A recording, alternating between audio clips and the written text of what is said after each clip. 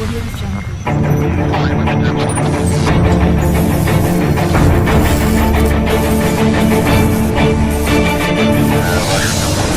Audio Jungle. Okay, పరిశుద్ధ గ్రంథంలో నుండి ప్రకటన గ్రంథము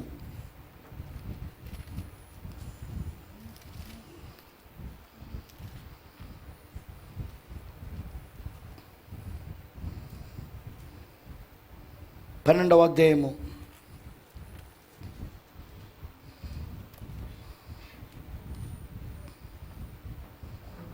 1వ వచనం చూద్దాం. అప్పుడు పరలోకమందు ఒక గొప్ప సూచన కనబడెను.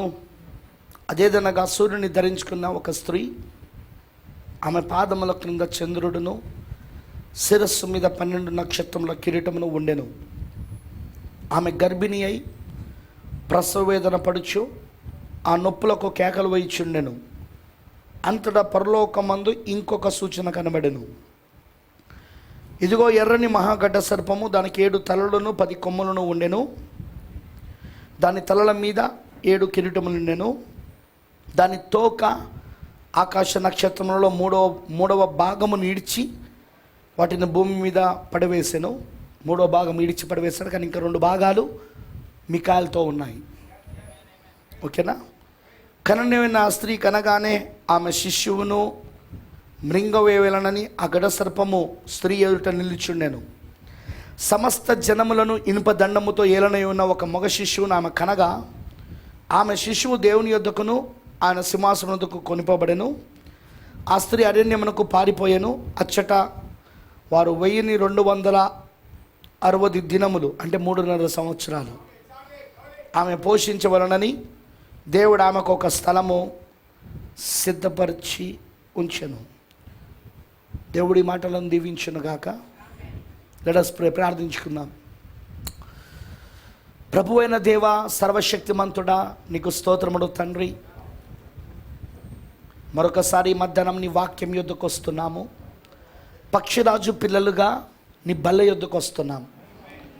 వధించబడిన గొర్రెపిల్ల యొక్క శరీరమును రక్తమును తిని త్రాగుటకు పక్షిరాజు పిల్లలుగా మీ బల్ల యొద్ద మేము కూడుకొని ఉన్నాము.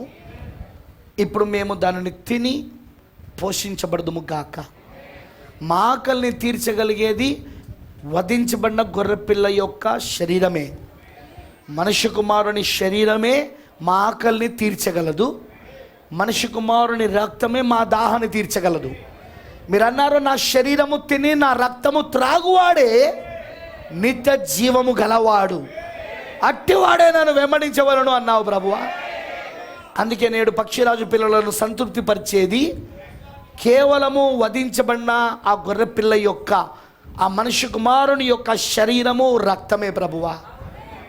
ఇదే ఈ కాలపు వర్తమానము, అదే మా ఆహారమై ఉన్నది. మరి ప్రవక్త చెప్పినట్టు ఏ ఆహారం అయితే నువ్వు తింటావో అదే నీలో రక్తమాంసములు అవుతాయి. ఇప్పుడు మేము వాక్యమును తింటున్నాం కాబట్టి అదే మాలో రక్తమాంసములు అవుతున్నది. వందనాలు ప్రభువా, నీకు పూర్తిగా మేము సమర్పించుకుంటున్నాం. గొప్ప విందులో మేము ఉన్నందుకు వందనాలు. మాకు తెలిసింది విందని, ఆ గొప్ప విందు ఇప్పుడు మాకు ఇస్తున్నావు దేవా. Thank you Jesus. ఆ విందులో మేము ఉన్నందుకు వందనాలు తండ్రి. ఆ వాక్యము చేత మమ్మల్ని పోషించమని, వాక్యము ద్వారా మా ఆకలి దాహాన్ని తీర్చమని, ఇంకా మేము వాక్యంగా మారే కృపనివ్వమని, నీ పరిశుద్ధాత్మనే మాతో మాట్లాడును గాక. మనుషుడు కాదు మాట్లాడేది, ఆ శరీరం వెనకాల ఉండి మాట్లాడుతున్నది పరిశుద్ధాత్ముడు, బలిష్ఠుడైన దూత. అవును ప్రభు, ఆ పుల్పిట్ వెనకాల ఉన్నది ఒక దూత అయి ఉన్నాడు. అది నేను కాదు, అది దూత ప్రభువా. వీరు దూత స్వరమును వింటా ఉన్నారు ఇప్పుడు. అందుకే వీళ్ళు దాన్ని పట్టుకుందురు కాక. అవి తలలపై నుండి ప్రక్క నుండి పోకుండా అనేక మందికి క్రొత్త జన్మనిచ్చును కాక. అనేక మంది క్రొత్త జన్మ అనుభవంలోనికి వచ్చుదురు కాక. ఆ జీవము వారిలో ప్రభువా ప్రవేశించి క్రొత్త జన్మను వాళ్ళకి ఇచ్చే భాగ్యం దయచేయి. ఆ విధంగా నువ్వు చేయమని కోరుతూ యేసుక్రీస్తు నామములో ప్రార్థిస్తున్నాము. ఆమేన్. కూర్చోండి, ప్లీజ్ సిట్ డౌన్.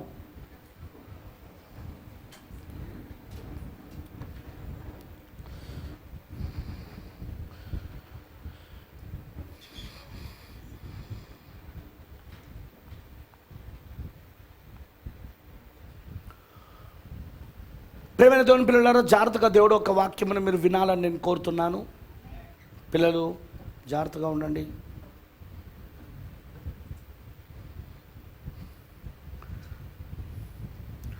వాక్యమును జాగ్రత్తగా వినాలి. చూస్తుండండి. Today I want to go your small subject. ఒక చిన్న అంశం మీద మాట్లాడాలనుకున్నాను. వాక్యం అసలు ఒక వ్యక్తిలోనికి ఎలా శరీరం అవుతుంది, how the word will become the blood and flesh, రక్తమాంసములు అవుతుంది. దాన్ని ఈరోజు నేను మాట్లాడగోరుతున్నాను. ప్రవక్త దాని గురించి చెప్పిన దాన్ని నేను మీకు చదివి వినిపించబోతున్నాను. ఆమేన్.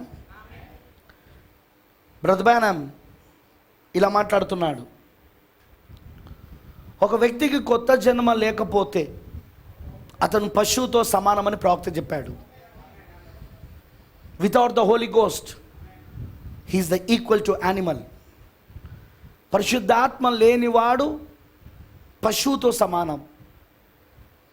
పశు వాంఛలు అతనిలో ఉంటాయి, మృగం యొక్క కోరికలు అతనిలో ఉంటాయి.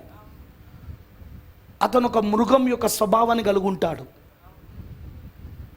నిజం అది. పరిశుద్ధాత్మ లేకపోతే, పరిశుద్ధాత్మ లేకపోతే మనిషి ఒక మృగం అన్నాడు ప్రవక్త. అందుకే అతని కోరికలు, అతని ఆశలు, అతని లక్ష్యాలు, అతని ప్రవర్తన, అతని క్రియలు, ఎవ్రీథింగ్, ప్రతిదీ కూడా పశువు వలె, మృగం వలె ఉంటాయి. దాన్ని ఇప్పుడు మనం చూస్తున్నాం కూడా. కానీ అదే ఒక వ్యక్తి కనుక పరిశుద్ధాత్మతో నింపబడితే, పరిశుద్ధాత్మ బాప్తిజమును పొందుకొని ఉంటే కనుక అతను క్రొత్త జన్మ, పరిశుద్ధాత్మ చేత క్రొత్త జన్మ పొందుకుంటే ఆ వ్యక్తి దేవుని కుమారుడుగా ఉంటాడు. ఆ వ్యక్తి దేవుని కుమార్తెగా ఉంటుంది. ఇంకో విధంగా చెప్పాలంటే దేవుని వలె ఉంటారు వాళ్ళు. They will be just like God. వాళ్ళు దేవుని వలె ఉంటారు. వాళ్ళు ఆ దేవుని స్వరూపం వాళ్ళలో ఉంటుంది, ఆ దేవుని పోలిక వారిలో ఉంటుంది. ఆమేన్, హల్లెలూయా. ఎందుకు అంటే దేవుని యొక్క ఆత్మ వారిలో నివసిస్తుంది కాబట్టి, హోలీ గోస్ట్ పరిశుద్ధాత్మ వాళ్ళలో ఉన్నాడు కాబట్టి, ఇకను వాళ్ళ కోరికలు, వాళ్ళ ఆశలు, వాళ్ళ లక్ష్యాలు, వాళ్ళ ప్రవర్తన, వాళ్ళ నడవడిక, వాళ్ళ యొక్క సమస్తము కూడా వాక్యానుసారంగా ఉంటుంది. కారణం ఏంటంటే పరిశుద్ధాత్మ యొక్క బాప్తిస్మము ఒక వ్యక్తికి ఏం చేస్తుందంటే వాక్యాన్ని తీసుకొని ఆ వ్యక్తిలో సజీవం అవునట్లు చేస్తాడు. అది బైబిల్లో ఉన్నంతసేపు అక్షరాలు, అక్షరం చంపును. కానీ ఆత్మ ఏం చేస్తుందంటే అక్షరాన్ని తీసుకొని ఏ ఎన్నుకోబడిన పాత్ర అయితే ఉన్నదో ఆ ఎన్నుకోబడిన పాత్రలో జీవింపజేస్తాడు. And that is the Holi Ghost baptism. అదే పరిశుద్ధాత్మ బాప్తిజం అయి ఉన్నది. ఎగరడం పరిశుద్ధాత్మ బాప్సం కాదు, నాట్యం ఆడడం పరిశుద్ధాత్మ బాప్సం కాదు, కేకలేయడం పరిశుద్ధాత్మ బాప్సం కాదు, వణికిపోవడం పరిశుద్ధాత్మ బాప్సం కాదు. ఓకే, అవన్నీ మంచివే, కాదంటలేను. గుడ్, అవన్నీ ఉద్రేకాలు, అవన్నీ వాక్యం విన్నప్పుడో, పాటలు పాడుతున్నప్పుడో, స్తుతి చేస్తున్నప్పుడో ఒకలాంటి ఉద్రేకాలు అవి. కానీ నిజంగా పరిశుద్ధాత్మ ఏం చేస్తుందో తెలుసా? ఒక వ్యక్తి పరిశుద్ధాత్మతో నింపబడితే ఈ లేఖనాలు, ఈ అక్షరాలు అక్కడున్నంతసేపు అవి అవి అవి అవి అక్షరాలే. వింటున్నారా? వాటిలో ఎలాంటి జీవం లేదు.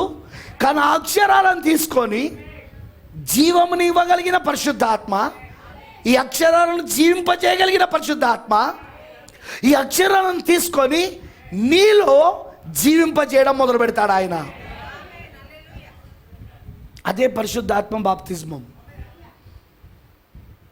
నువ్వు పరిశుద్ధాత్మ బాప్సం పొందుకున్నావా అని నిన్ను ప్రశ్న అడిగితే, పాస్టర్ గారు మీరు వాక్యం చెప్పేటప్పుడు నేను కేకలు వేశాను పాస్టర్ గారు పాటలు పాడుతున్నప్పుడు నేను నాట్యం ఆడాను, ఏదో నాకు చల్లటి గాలి నన్ను తాకినట్టు అనిపించింది, వాళ్ళంతా పులికరింతలు వచ్చినాయి.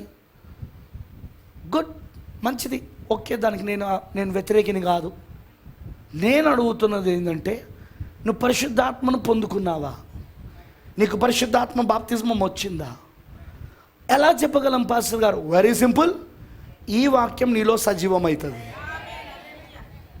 This word will become alive in your life. ఈ వాక్యం నీలో సజీవమవుతుంది, నీ జీవితంలో సజీవమవుతుంది. అందుకే నీ మాటలు వాక్యంగా ఉంటాయి, అందుకే నీ చూపులు వాక్యంగా ఉంటాయి, అందుకే నీ వస్త్రధారణ వాక్యంగా ఉంటుంది, అందుకే నీ లక్ష్యాలు వాక్యంగా ఉంటాయి, అందుకే నీ కోరికలు వాక్యంగా ఉంటాయి, అందుకే నీ ప్రవర్తన, నీ నడవడిక, నువ్వు ఎంచుకుంటున్న మార్గం ప్రతిదీ వాక్యంగా ఉంటుంది. జస్ట్ లైక్ జీసస్, యేసులాగా, యేసు వలె, యేసు పోలికగా నువ్వు మలచబడతా ఉంటావు.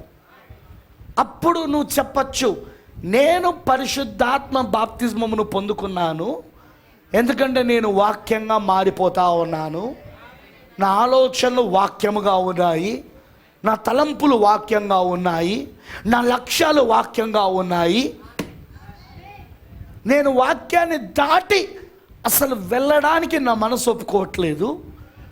ఇది వాక్యానికి విరోధం అని తెలిసినప్పుడు వెంటనే దాన్ని విడిచిపెడుతున్నా. నేను వెంటనే దేవుని దగ్గర క్షమాపణ అడుగుతున్నా. నేను నన్ను క్షమించు దేవా, తెలవక చేస్తున్నానని చెప్పి.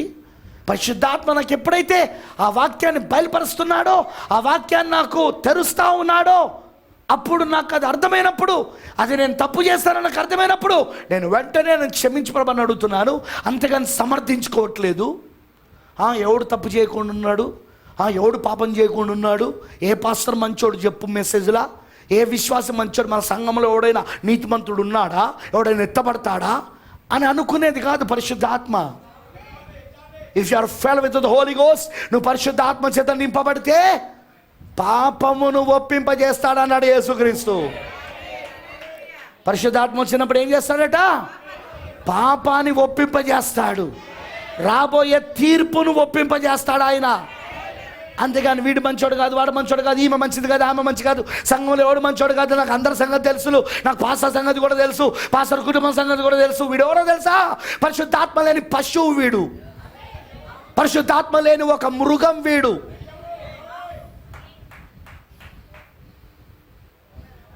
కానీ నువ్వు పరిశుద్ధాత్మతో నింపబడితే నేను సరి చేస్తూ ఉంటాడు ఆయన. ఎలా?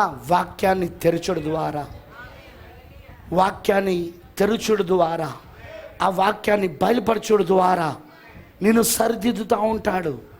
పాపాన్ని సమర్థించుకొని కప్పివేసుకోవడం కాదు, పాపమును ఒప్పుకొని విడిచిపెట్టడం. If the Holi ghost says, పరిశుద్ధాత్మ చెప్పాడనుకోండి ఇది తప్పు అని, నీలో ఉన్న పరిశుద్ధాత్మ వెంటనే దాన్ని ఒప్పింపజేస్తూ ఉంటాడు. ఇక్కడ ఉన్న పరిశుద్ధాత్మ వాక్యాన్ని తీసుకొని ఇది తప్పు సిస్టర్, ఇది తప్పు బ్రదర్ అని చెప్తున్నాడు అనుకో, నువ్వు ఆ టేప్స్ వింటున్నప్పుడు, ప్రవక్త టేప్స్, అందులో ఉన్న పరిశుద్ధాత్మ ఇది తప్పు అది తప్పు అని చెప్తున్నాడు అనుకో, నువ్వు వర్తమాన పుస్తకం తీసుకొని ఆ వర్తమాన పుస్తకాలు చదువుతూ, అందులో ప్రవక్త, పరిశుద్ధాత్మ ప్రవక్తలో ఉండి నీతో మాట్లాడుతూ ఉంటాడు. ఇది తప్పు అది తప్పు అని తెలిసినప్పుడు వెంటనే నీలో ఉన్న పరిశుద్ధాత్మ దాన్ని ఒప్పింపజేయడం మొదలు పెడతాడు. ఇక నువ్వు సరిదిద్దుకోవడం మొదలు పెడతావు. ఇక దేవునితో వ్యక్తిగత సంబంధంలోనికి రావడం మొదలు పెడతావు. ఇక అంతేగాని ఎవడు కరెక్ట్గా ఉన్నాడు, అందరూ దొంగలే, వాళ్ళు ఈ తప్పు చేస్తున్నారు, వాళ్ళు ఆ తప్పు చేస్తున్నారని ఇతరుల యొక్క తప్పులు వెతుకునే శాస్త్రులు పరిచయలాగా నువ్వు ఉండవు. శాస్త్రులు పరిచయలు ఇతరుల యొక్క తప్పులు వెతికే ఆత్మ కలిగిన వాళ్ళు. వి డోంట్ నీడ్, మనకు అవసరం లేదు. వాడు ఎలాగో తప్పు చేస్తాడు, వాడు చేయని, అది వాడి విషయం అది. కానీ నా అనే విషయానికి వచ్చినప్పుడు ఇది నీ వ్యక్తిగతం. ఇదిగా నీవు దేవునితో ఏం చేయగోరుతున్నావో చూడిగా, వాక్యమును దేవునికి బయలుపరిచినప్పుడు నువ్వేం చేయగోరుతున్నావో, నీ స్పందన ఏంటిదో దేవుడు చూస్తూ ఉంటాడు. నీకు నిజంగా పరిశుద్ధాత్మ ఉంటే నువ్వు తప్పు నొప్పుకుంటావు. You will admit that you are wrong. నువ్వు తప్పని నువ్వు ఒప్పుకుంటావు, నువ్వు అంగీకరిస్తావు, నువ్వు తెలియక చేశాను ప్రభువాన్ని క్షమించమని అడుగుతావు, నువ్వు సర్దిద్దుకుంటావు, నువ్వు సర్దిద్దుకుంటావు. ఎందుకంటే అది వాక్యం కాబట్టి, ఎందుకంటే నువ్వు వాక్యంగా మారగోరుతున్నావు కాబట్టి, వాక్యము నీలో సజీవం కావాలనుకుంటున్నావు కాబట్టి, వాక్యము నీలో రక్తమాంసమును కావాలనుకుంటున్నావు కాబట్టి. వింటున్నారా?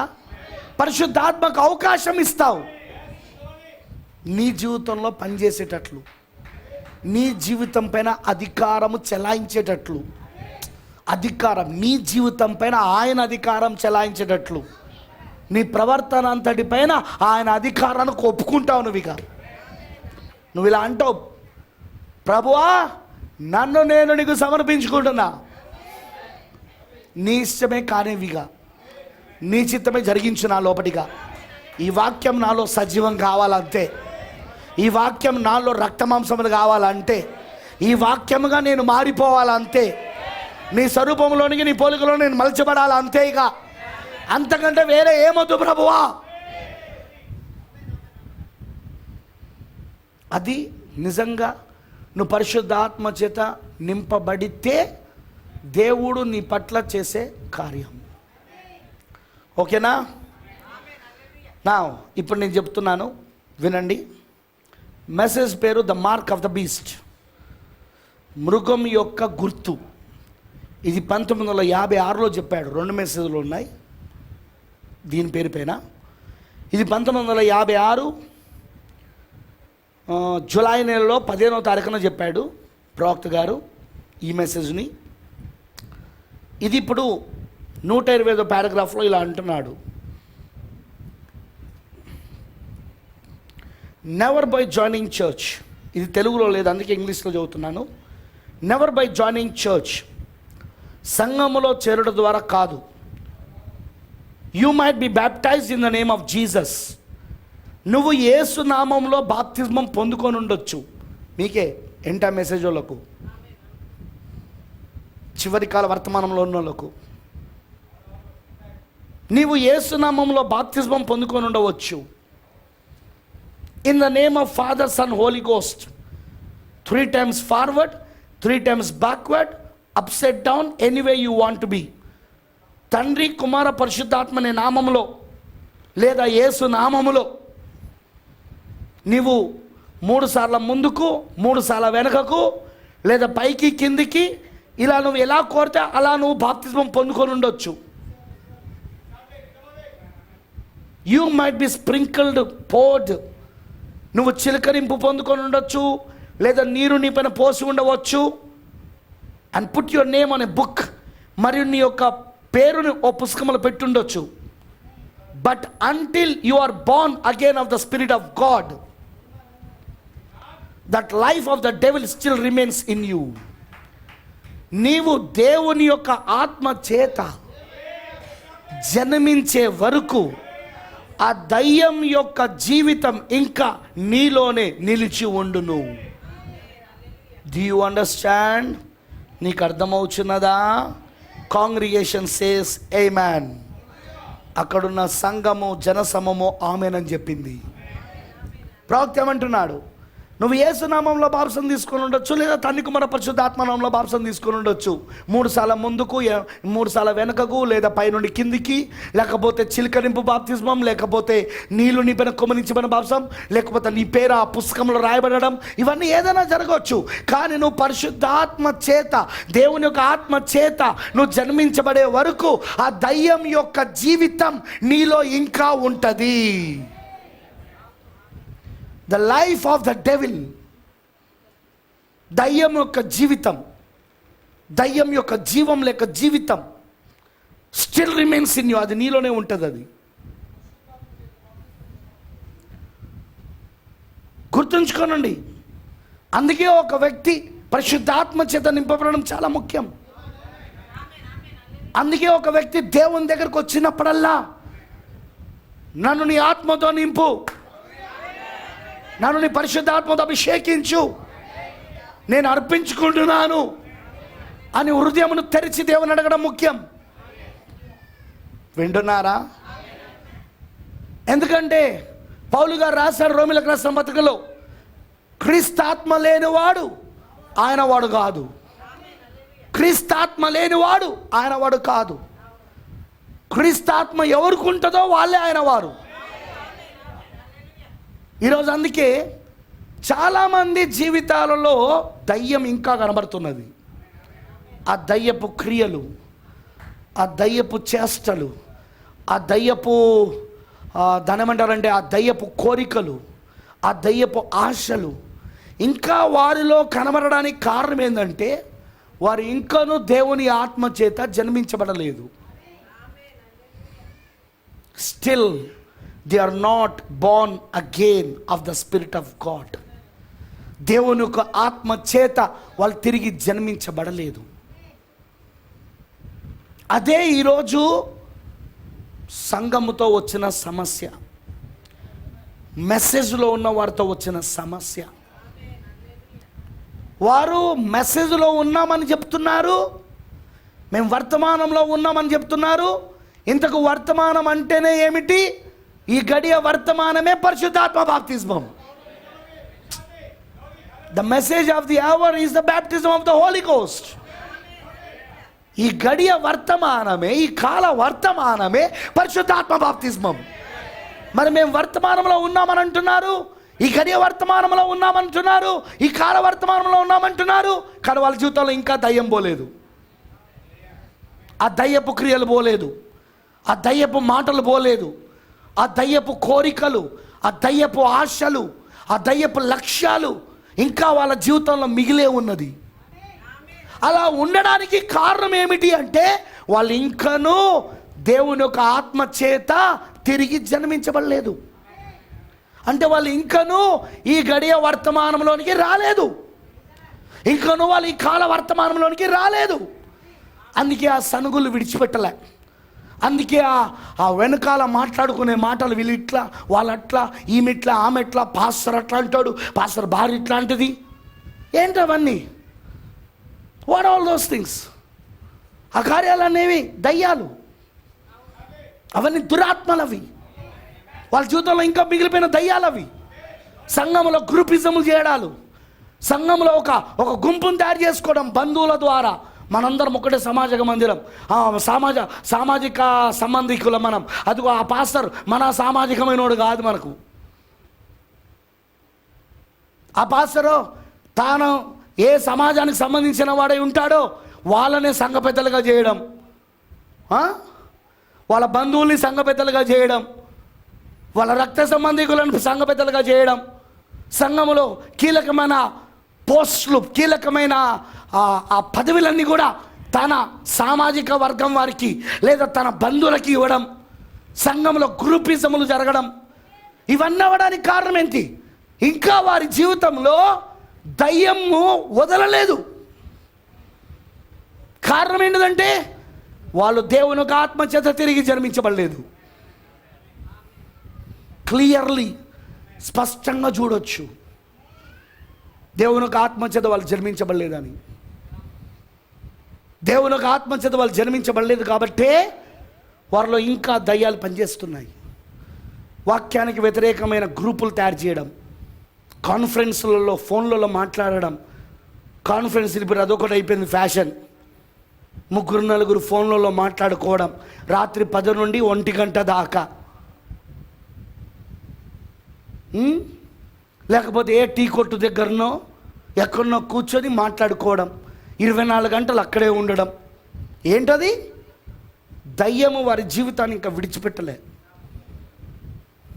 బ్రతమానం అంటాడు, 1-2 వ్యక్తులు కలిసినప్పుడు ఎలా ఉండాలట అంటే, ఎమ్మాయి దారిలో వెళ్తున్న క్లయోపాతని స్నేహితుడు కలిసినప్పుడు వాళ్ళిద్దరి మధ్యలో జరుగుతున్న సంభాషణ క్రీస్తు కోసం. అందుకే వారి మధ్యలోకి ఎవరు వచ్చారో తెలుసా? క్రీస్తు వచ్చాడు. నువ్వు కూడా మాట్లాడుతున్నప్పుడు ఎవరి గురించి మాట్లాడాలో తెలుసా? క్రీస్తు గురించి మాట్లాడు, వాక్యం గురించి మాట్లాడు.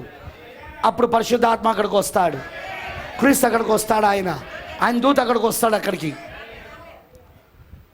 నువ్వు లోక సంబంధమైనవన్నీ మాట్లాడుతున్నంతసేపు, నువ్వు రాజకీయాల గురించి మాట్లాడుతున్నంతసేపు, నువ్వు వాళ్ళ గురించి వీళ్ళ గురించి మాట్లాడుతున్నంతసేపు నువ్వు ఉన్న కలుగున అభిషేకం ఏంటో తెలుసా?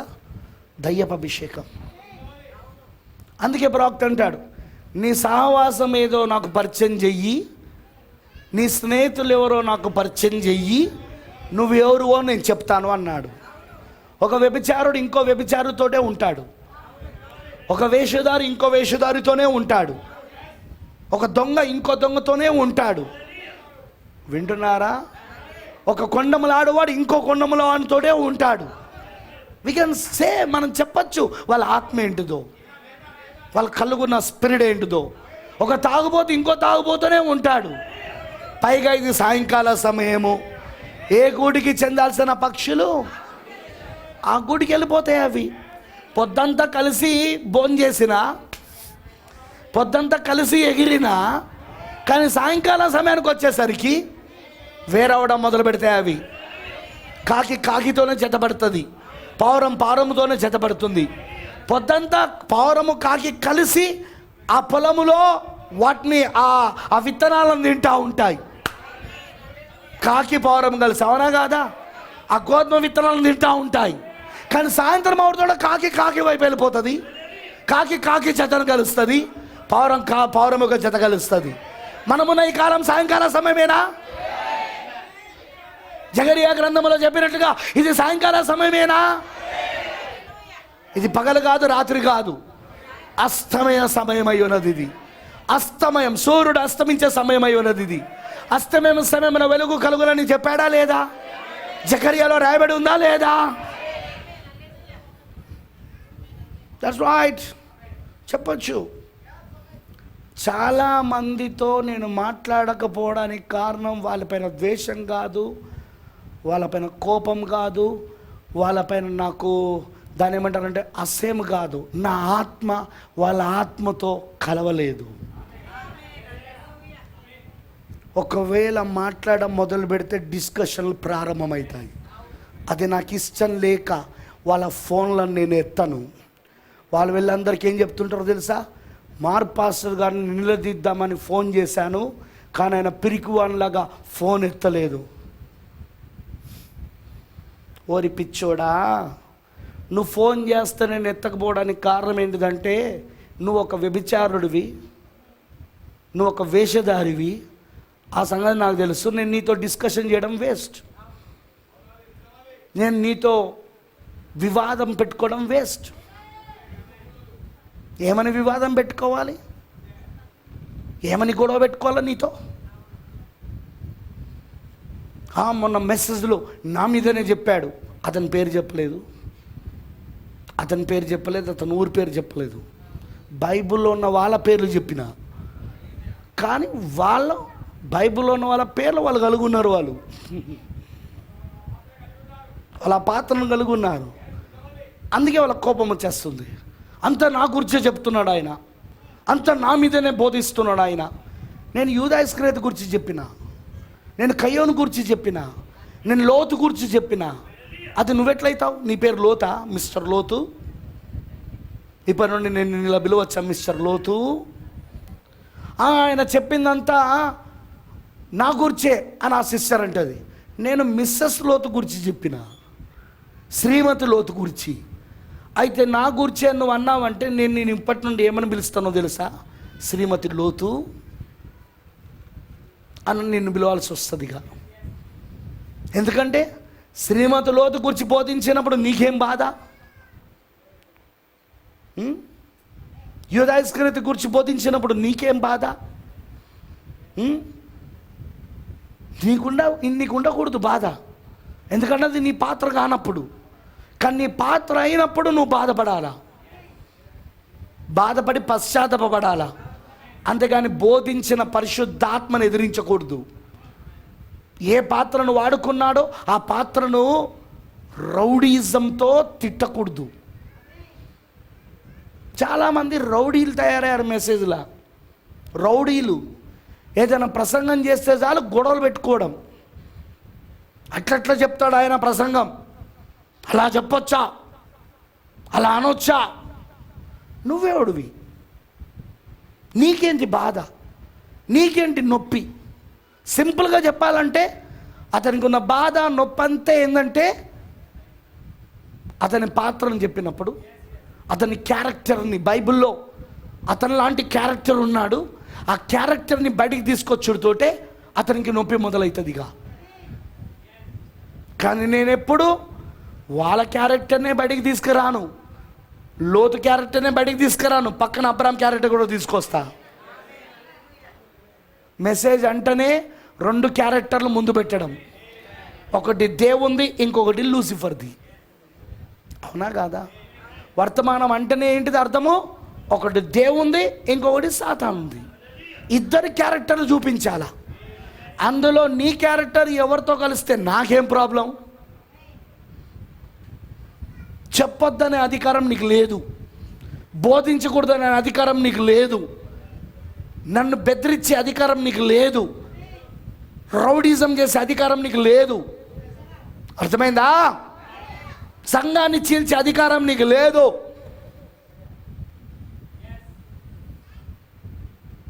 ఎందుకంటే ఆ 2 క్యారెక్టర్స్ బైబిల్లో ఉన్నాయి, పరిశుద్ధ గ్రంథంలో ఉన్నాయి, పరిశుద్ధాత్మ రాశాడు.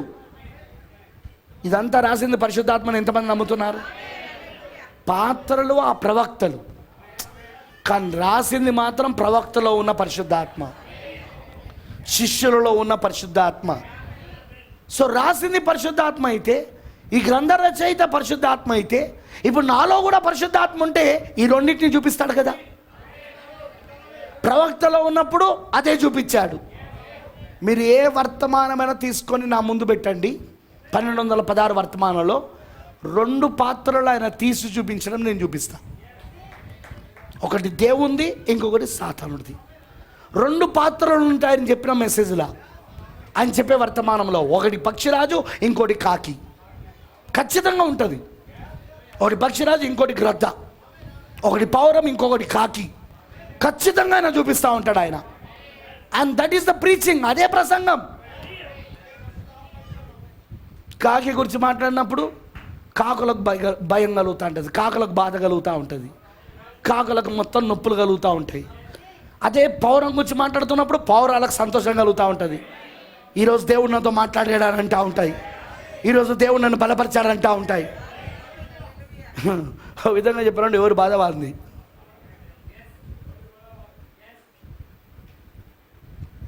That is what happening now.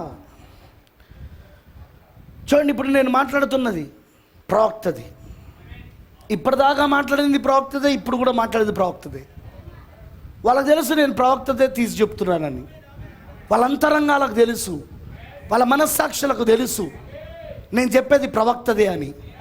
అయినా వాళ్ళని కవర్ చేసుకోవడానికి వాళ్ళు అలా మాట్లాడుతూ ఉంటారు, అలా బెదిరిస్తూ ఉంటారు.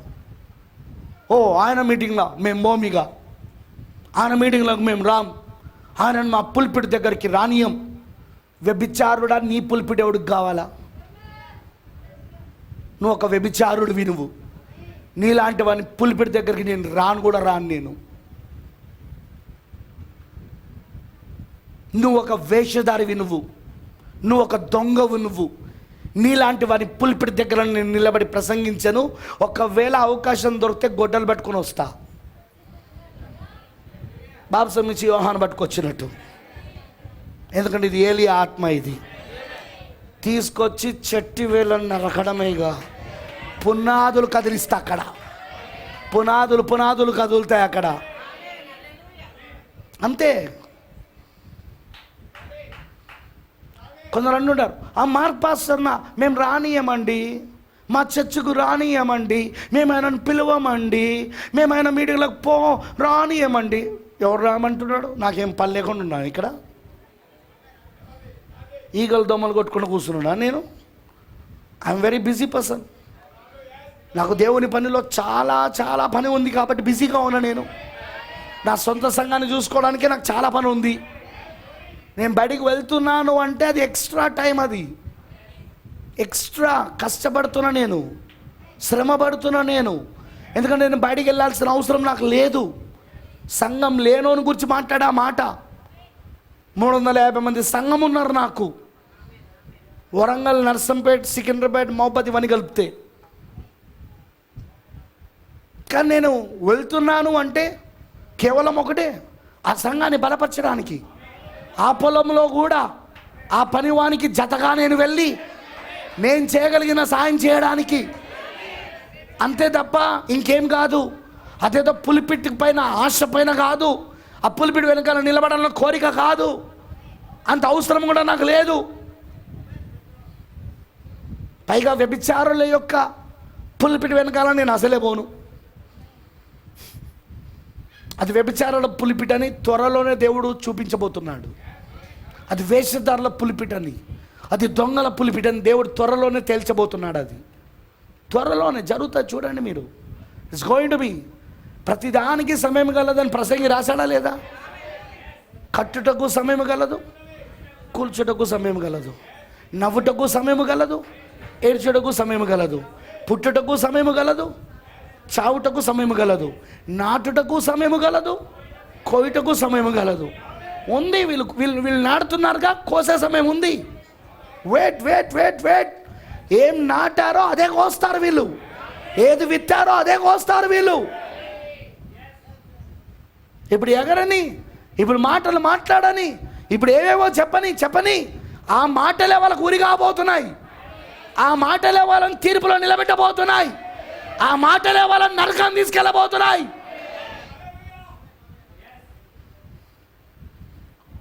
ఆమేన్, హల్లెలూయా. దేవుడికి మహిమ కలుగును గాక. అర్థమైందని చెప్పింది. చాలామంది ఏంటిదంటే ఏమనుకుంటున్నారంటే, కొంతమంది అభిప్రాయాలు, ఇలా ప్రచారాలు నా మీద, ఓ ఆయన పుల్పిట్ పై వెనకాల నిలబడి బోధించాలని బాగా ఆశపడతాడు, కానీ నా పుల్పిట్ మాత్రం అతనికి ఇవ్వనండి నేను. పుల్పిట్ వెనకాల నిలబడి బోధించాలని అనుకున్నాడు. వాడెవడు అంటే వానికి పుల్పిట్, వానికి సొంత పుల్పిట్ లేక, వానికి సొంత సంఘం లేక, ఈగలు దోమలు కొట్టుకుంటూ కూర్చుంటాడు చూడు ఇంట్లో, వాడికి, నాలాంటి వాడికి కాదు. ఎందుకంటే అలాంటి పులిపిటికి వెళ్ళినప్పుడు కూడా ఎందుకో పరిశుద్ధాత్మ ప్రసంగాన్ని మార్చేస్తాడు. అక్కడ పెద్ద సుత్తని పట్టుకొని కొట్టడం మొదలు పెడతా ఉంటా. ఎందుకో నాకే తెలియదు ఆ విషయం. ఆమేన్, హల్లెలూయా. దేవుడికి మహిమ కలుగును గాక. జాగ్రత్త వినండి. దయ్యము ఇంకా అనేక మంది జీవితాలలో ఉన్నాడు, ఆ దయ్యపు జీవితం ఉన్నది అనడానికి కారణం ఏంటిదంటే, వాళ్ళు ఇంకనూ పరిశుద్ధాత్మతో జన్మించబడలేదు. వాళ్ళు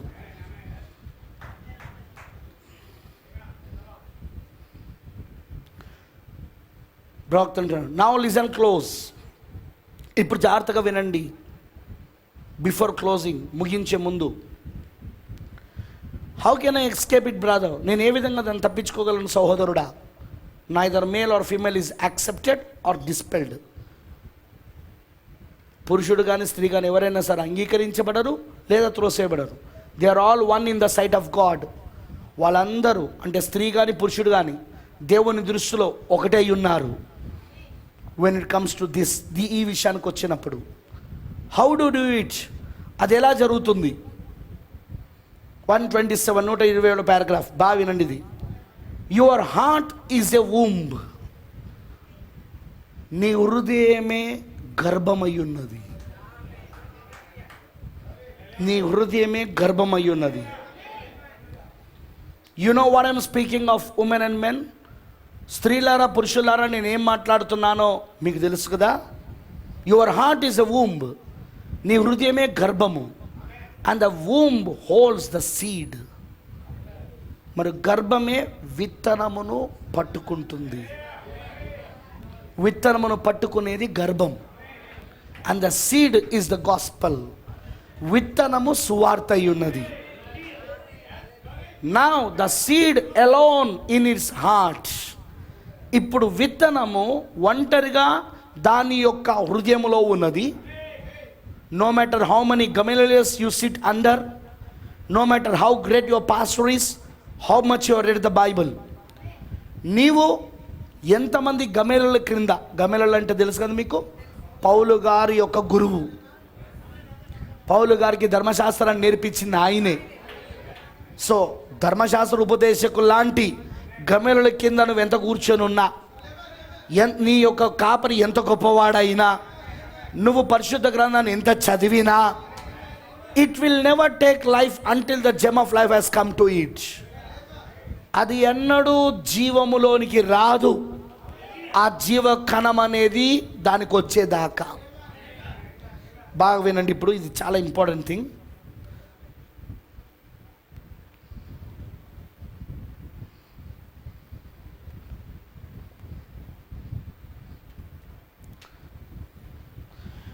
ఏ woman's seed is a wonderful thing. ఒక స్త్రీ విత్తనము అనున్నది ఒక అద్భుతమైన కార్యము. It's the building of the body, but it has no life. అది శరీరమును కట్టడమై ఉన్నది, కానీ దాంట్లో జీవం లేదు. ఏది? స్త్రీ విత్తనం. శరీరాన్ని కట్టగలది, కానీ అందులో జీవం ఉండదు. ఇట్ కాంట్, అది జీవం ఉండదు. ఇట్స్ ఇంపాసిబుల్, అది అసాధ్యం. ఇట్ హాస్ నో లైఫ్, దాంట్లో జీవం ఉండదు. అందుకే ప్రవక్త అంటాడు, కోడి పెట్ట తను పెట్టిన గుడ్డుని పొదిగాలంటే అది ఖచ్చితంగా కోడి పుంజుతో ఉండాలి. ఎంతమంది తెలుసు ఆ విషయం? కోడి పుంజుతో ఉంటేనే అది పెట్టిన కోడి యొక్క గ్రుడ్డు, ఆ కోడి పెట్ట గ్రుడ్డు పొదుగుతుంది. అది ఒకవేళ అది కోడి పుంజుతో ఉండకపోతే, మీకు అర్థమవుతుందా? కోడి పెట్టె కోడి పుంజు, మొగదో కోడి పుంజు, ఆడదో కోడి పెట్టె. సో ఆడకోడి అనగా కోడి పెట్టె దాని గుడ్డును అది పొదిగించాలంటే మగ కోడి అనగా కోడి పుంజుతో అది ఉండాల. ఎందుకంటే అది గుడ్డును మాత్రమే పెట్టగలదు, అది అది అది బాడీని, శరీరాన్ని మాత్రమే తయారు చేయగలదు. అది కానీ అందులో జీవం లేదు. ఎందుకంటే జీవం రావాలి అంటే అది మగ కోడితో ఉండాలి. అది అదే ఇక్కడ మాట్లాడుతూ ఉన్నది. A woman seed is a wonderful thing. ఒక స్త్రీ విత్తనం ఒక అద్భుతమైన విషయమే. అది అది అది శరీరమును తయారు చేస్తుంది, అది కానీ అందులో జీవం లేదు. నో లైఫ్, అందులో జీవం రాదు, అది అసాధ్యం. అది it has no life to begin with. అది ప్రారంభము నుండే దాంట్లో జీవం ఉండదు. మీకు అర్థమైందా? So no matter how much you know the Bible, బాగా వినండి మాట, no matter how much you know the Bible, నీకు పరిశుద్ధ గ్రంథము ఎంత తెలిసినా పర్వాలే, and how well it is in your heart, అది నీ హృదయంలో ఎంత బాగున్నా సరే, it's still a sinner. You are still a sinner. నువ్వు ఇంకను ఒక పాపివే. నీకు పరిశుద్ధ గ్రంథం ఎంత తెలిసినా, నీకు వాక్యం ఎంత తెలిసినా, నువ్వెంత బాగా దాన్ని చదివినా, దాన్ని ఎంతగా నీ హృదయంలో పెట్టుకున్నా, అయినా నువ్వు పాపివే. పట్టుకున్నారా మీరు? ఇప్పుడు చూడండి, ఇలా చెప్తున్నాడు ప్రవక్త 129 129 పారాగ్రాఫ్. నౌ వాట్ హ్యాపెండ్, ఇప్పుడు ఏం జరిగినది? The heart is the womb. ఇప్పుడు హృదయమే గర్భమై ఉన్నది. And the faith cometh by a open ear that's not been sealed by theology. మరి విశ్వాసం అనున్నది తెరవబడిన చెవి. ఏంటి? తెరవబడిన చెవ. ఎందుకంటే చాలామందికి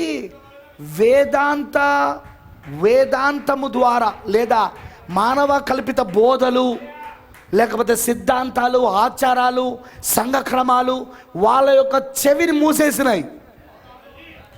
అందుకే ప్రవక్త ఏమంటున్నాడు అంటే చెవి తెరవబడి ఉండాల.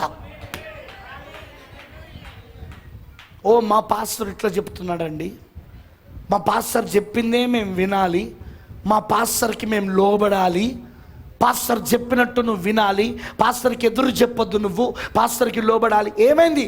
వీని చెవు మూయబడి ఉన్నది, వీని చెవికి కొదరుతో రంధ్రం చేయబడి ఉన్నది. కదరుతో గుచ్చివేయబడి ఉన్నది. ఇక వీడు పాస్టర్ది తప్ప దేవుని వాక్య సువార్తను వినలేడిగా, సంఘం చెప్పింది తప్ప వేరే దేని వినలేడిగా వీడు. ఆ వేదాంతము ద్వారా విని చెవి మూయబడి ఉన్నది. బ్రదర్ బైనం అంటున్నాడు, faith cometh by open ear. తెరవబడిన చెవిలకు విశ్వాసం వస్తుంది, which was not sealed by theology. ఆ థియాలజీ చేత, ఆ వేదాంతము చేత, ఆ వేదాంత బోధ చేత వారి చెవులు మూయబడి లేవు, అది తెరవబడి ఉన్నాయి. అలాంటి వాటిలోనికే విశ్వాసం వస్తుంది. వింటున్నారా నేను చెప్పింది? అందుకే నువ్వు పాస్టర్కి లోబడాలి, నువ్వు పాస్టర్ చెప్పినట్టే వినాలి, పాస్టర్ని ప్రశ్నించొద్దు, నువ్వు సంఘక్రమాన్ని దాడుతున్నావు. నువ్వు వీడేం చేస్తున్నాడో తెలుసా? కదురుతో తీసుకొని నీ షోకి పొడుస్తున్నాడు. ఇప్పుడు నీ షోని మూసేశాడు ఇప్పుడు వాడిగా. సంఘ శాఖలు సేమ్ థింగ్, సంఘ శాఖల బోధ అదే, సంస్థల బోధ అదే, అనేక చివరి కాల వర్తమాన సంఘాలలో ఉన్న బోధ అదే. మా పాస్టర్ చెప్పాడు 7 ముద్రలు అక్కర్లేదని. మా పాస్టర్ చెప్పాడు మాకు మర్మములు తెలుసుకోవాల్సిన అవసరం లేదని. ఆ పెద్దయ్య గారు వచ్చి మాకు చెప్పాడు మర్మరాలు అక్కర్లేదని. అందుకే వీళ్ళకి ఎప్పుడు విశ్వాసం రాదు. ప్రవక్త అంటున్నాడు, నీ హృదయము గర్భమై ఉన్నది, మరియు విశ్వాసం ఎలా వస్తుందంటే తెరవబడిన చెవి ద్వారా, వేదాంతము చేత అది ముద్రించబడి లేదు ఆ చెవి. ఆమేన్. Faith cometh by hearing to hear. విశ్వాసము వినుట ద్వారా వస్తుంది. The word comes in to the mind. బాగా వినండి ఇప్పుడు ప్రవక్త చెప్పేది. ఫస్ట్ కండిషన్ ఏంటిదంటే నీ చెవి మూయబడి ఉండద్దు. వాక్యానికి మూయబడి ఉండడం అంటే అర్థం ఏంటిదో తెలుసా? ఇతరమైన సిద్ధాంతాల ద్వారా ఇది ముద్రించబడి ఉండడం, ఇక మూయబడి ఉండడం, కదురుతో రంధ్రం చేయబడి ఉండడం. ఇక ఇతరమైన సిద్ధాంతాలు, మానవ కల్పిత బోధలు, సంఘం యొక్క బోధలు, పాస్టర్ యొక్క బోధలు, అవన్నీ ఏం చేస్తాయంట? నిన్ను వాక్యం విననీయకుండా ఆల్రెడీ నీ చెవి మూయబడి ఉన్నది, ముద్రించబడి ఉన్నది. ముందు ఇది తెరవబడాల. ఇప్పుడు నువ్వు విశ్వాసము ఎలా పొందుకుంటావు అంటే వాక్యము తెరవబడిన ఆ చెవి ద్వారా నువ్వు పొందుకుంటావు. అది నేరుగా ఎక్కడికి వెళ్తుంది అంటే నీ మైండ్, నీ మనసులోకి వెళ్తుంది. వాక్యం ఎక్కడికి వెళ్తుంది? ఇప్పుడు చెవిలో నుండి మనసులోకి వెళ్తుంది. బాగా వినని మాట. మీకు జరిగే కార్యాలు చెప్తా ఉన్నా నేను, మనందరికీ జరిగేది ఇది ప్రవక్త చెప్పేది. ఇప్పుడు వాక్యం ఇప్పుడు ఎక్కడికి వెళ్ళిందంటే మనసులోనికి వెళ్ళింది.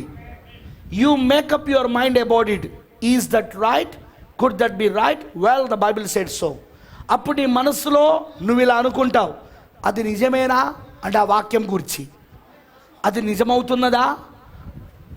అవును, మంచిది, పరిశుద్ధ గ్రంథం అలా చెప్తుంది కాబట్టి అది నిజమే. అది పరిశుద్ధ గ్రంథం అలా చెప్తుంది కాబట్టి అది నిజమే. I believe it. నేను దాన్ని నమ్ముతా ఉన్నా. ఎక్కడ? మనసులో, ఇంకా హృదయంలోనికి రాలే. వాక్యం వినడం ద్వారా విశ్వాసం వస్తుంది. కానీ విశ్వాసం వాక్యం వినడం ద్వారా రావాలంటే ముందు నీ చెవు కదురు వేయబడకూడదు, నీ చెవి మూయబడి ఉండకూడదు, తెరవబడి ఉండాల. అప్పుడు అక్కడ నుండి అది ఎక్కడికి వెళ్తుందంటే మనసులోకి వెళ్తుంది. మనసులో నీకేమొస్తుందంటే ఇది నిజమేనా, ఈ విన్నదంతా ఇది సత్యమేనా అంటే మంచిది, అది బైబిల్లో ఉంది కాబట్టి అది సత్యమే, నేను దాన్ని నమ్ముతా ఉన్నా అంటది. అది బైబిల్లో ఉంది కాబట్టి. అమనండారా? ప్రార్థన. Hush down in the heart it goes. అప్పుడు అది హృదయ లోతులోనికి వెళ్తుంది. అది వాక్యం ఎలా వెళ్తుందో అర్థమవుతా ఉన్నదా? ఫస్ట్ చెవి నుండి, మరి వినకుండా పడుకున్న వాళ్ళ సంగతి ఏంది? వినకుండా పడుకునే వాళ్ళ సంగతి ఏంది? అసలు వింటనే లేరా, ఎట్లా పోతుంది లోపలికి? చర్చికి వచ్చి కూర్చొని నిద్రపోతున్నారు చూడండి, రెగ్యులర్ నిద్రపోయే విశ్వాసులు. వాళ్ళని విశ్వాసులను నేను ఎందుకంటానంటే చర్చిలో ఉన్నారు కాబట్టి, కాదని నాకు కూడా తెలుసు. అందుకే వాళ్ళకి ఎప్పుడు విశ్వాసం రాదు. ఇంకొంతమంది అక్కడ కూర్చుంటారు పరధ్యానం.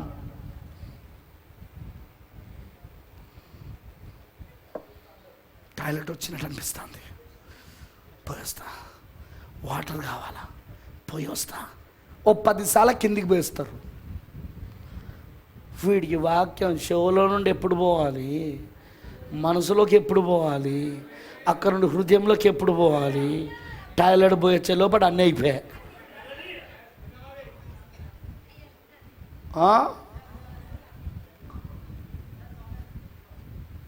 నిజం చెప్తాను నేను, ఎప్పుడు పోయి వస్తాడు ఇక?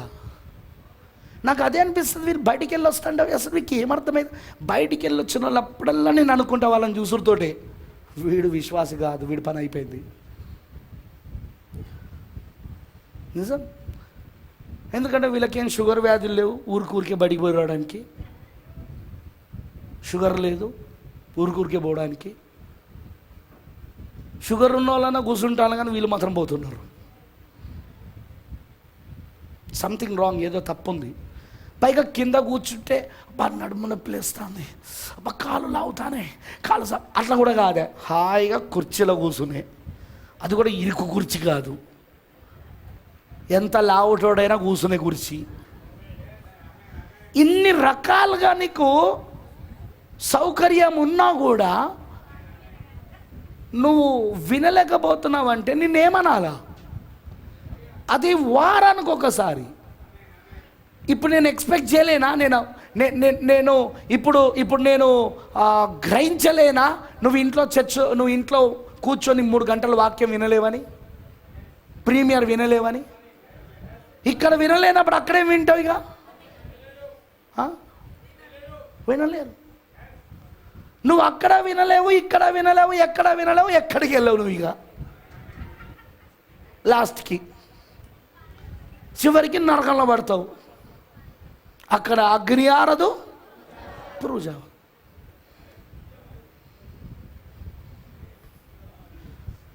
అది నిజం. అది మాటికి గడియారం వైపు చూసేవాళ్ళు. ఇంకొంతమంది ఫోన్లు ఇట్లా కింద పెట్టుకుంటారు,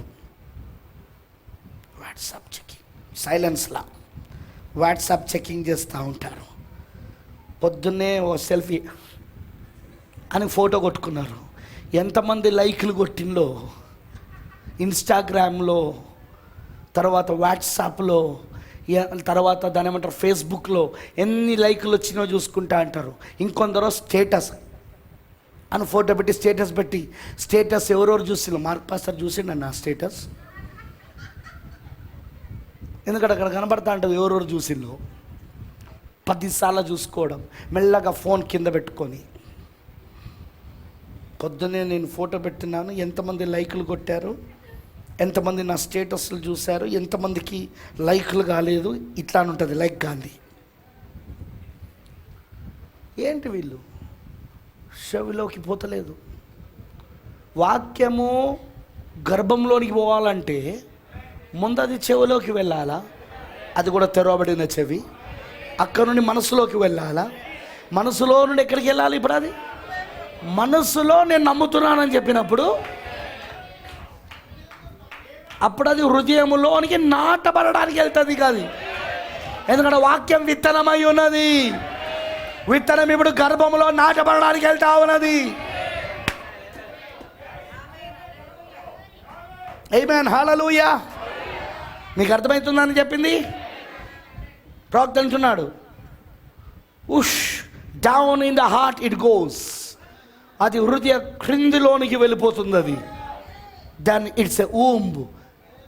అప్పుడు అది గర్భమై ఉన్నది. We are the bride, the woman. మనము వధువై ఉన్నాము, మనం స్త్రీ అయి ఉన్నాము. అంటే ఇప్పుడు ఏమొచ్చిందో తెలుసా? పురుషుని కణం వచ్చింది. ఇప్పుడు సంఘము వధువు అయి ఉన్నది, స్త్రీ అయి ఉన్నది. కానీ ఇప్పుడు ఏమొచ్చిందో తెలుసా? వాక్యం ఏంటో తెలుసా? ఇప్పుడు విత్తనం, అమేన్, జీవం, అమేన్. We are the bride, the woman. మనమే ఆ వధువు, స్త్రీ అయి ఉన్నాం. The seed goes in to the church. విత్తనము సంఘములోనికి వెళ్తున్నది. దెన్ ద మేల్ సెక్ట్, ఇప్పుడు ఆ పురుష భాగము which is the blood cell, అదే రక్త కణము. The blood of Christ is applied. ఇప్పుడు క్రీస్తు యొక్క రక్తము ఆపాదించబడతాంది, పెట్టబడతా ఉన్నది ఇప్పుడు ఏదా విత్తనానికి. And in the blood comes the germ of life. మరి ఆ రక్తములోనే జీవకణం వస్తున్నది. ఆమేనంటారా? That goes in to the seed. అది విత్తనంలోనికి వెళ్తుంది. అది జీవకణం, పరిశుద్ధాత్మ, రక్తంలో నుండి వచ్చిన పరిశుద్ధాత్మ. అది ఇప్పుడు ఎక్కడికి వెళ్తా ఉన్నది? నీలో గర్భములో నాటబడిన విత్తనంలోనికి వెళ్తా ఉన్నది. ఎందుకంటే ఆ విత్తనాన్ని జీవింపజేసే శక్తి ఈ జీవకణానికే ఉన్నది. హల్లెలూయా. ఆ రక్తం ఎప్పుడైతే నువ్వు ఆపాదిస్తావో, ఆ వాక్యం పైన, ఆ విత్తనాన్ని పైన రక్తాన్ని ఎప్పుడైతే నువ్వు ఆపాదిస్తావో, అప్పుడు ఆ రక్తంలో ఉన్న జీవకణం ఏం చేస్తుందంటే ఆ జీవం వెళ్ళి ఆ విత్తనంలోనికి వెళ్తుంది. And brings fourth a new Born baby. ఒక కొత్తగా జన్మించిన బిడ్డను తీసుకొస్తుంది. క్రయింగ్, అబ్బా ఫాదర్, అబ్బా father, my God, my God, ఇలా కేకలు వేస్తూ ఉంటుంది. ఇక ఆ క్రొత్త జన్మలో అబ్బా తండ్రి, అబ్బా తండ్రి, నా దేవా, నా దేవా, why did ever I do those things? ఆ కార్యాలు నేను ఎందుకు చేసినా? నా దేవా, నా దేవా అంటే నీలో పశ్చాత్తాపం మొదలవుతుంది. ఇక నువ్వు చేసిన కార్యాలను ఒప్పుకోవడం మొదలు పెడతావు.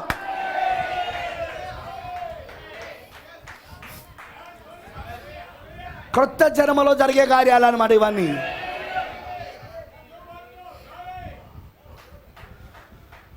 మరలా మొదటి నుండి చెప్తాను, రిపీట్ చేస్తాను, వింటారా? వాక్యం తెరవబడిన చెవులో నుండి వెళ్తుంది. విశ్వాసం అట్లనే వస్తుంది. విశ్వాసం వినడం వలన వస్తుంది. దేని వినడం వలన? వాక్యం వినడం వలన. కానీ వాక్యం వినాలంటే నీకు చెవి, వినగలిగిన చెవులు ఉండాలా. దేవుడికి మహిమా. అందుకే అన్నాడు, ఆత్మ చెప్పుచున్న మాట చెవి గలవాడు వినుడు గాక.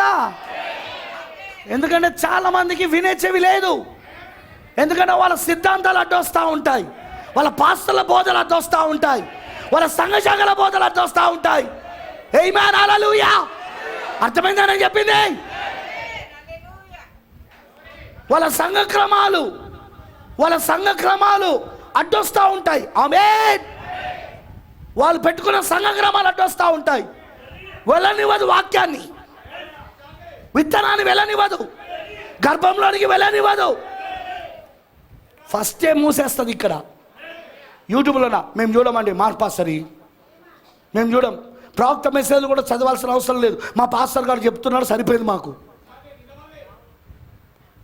కదులతో గుచ్చబడిన చెవు కలిగినోడా,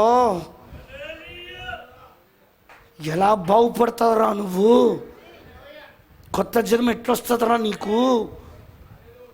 అబ్బా తండ్రి అని మొరపెట్టాలంటే నీకు కొత్త జన్మ జరగాలరా.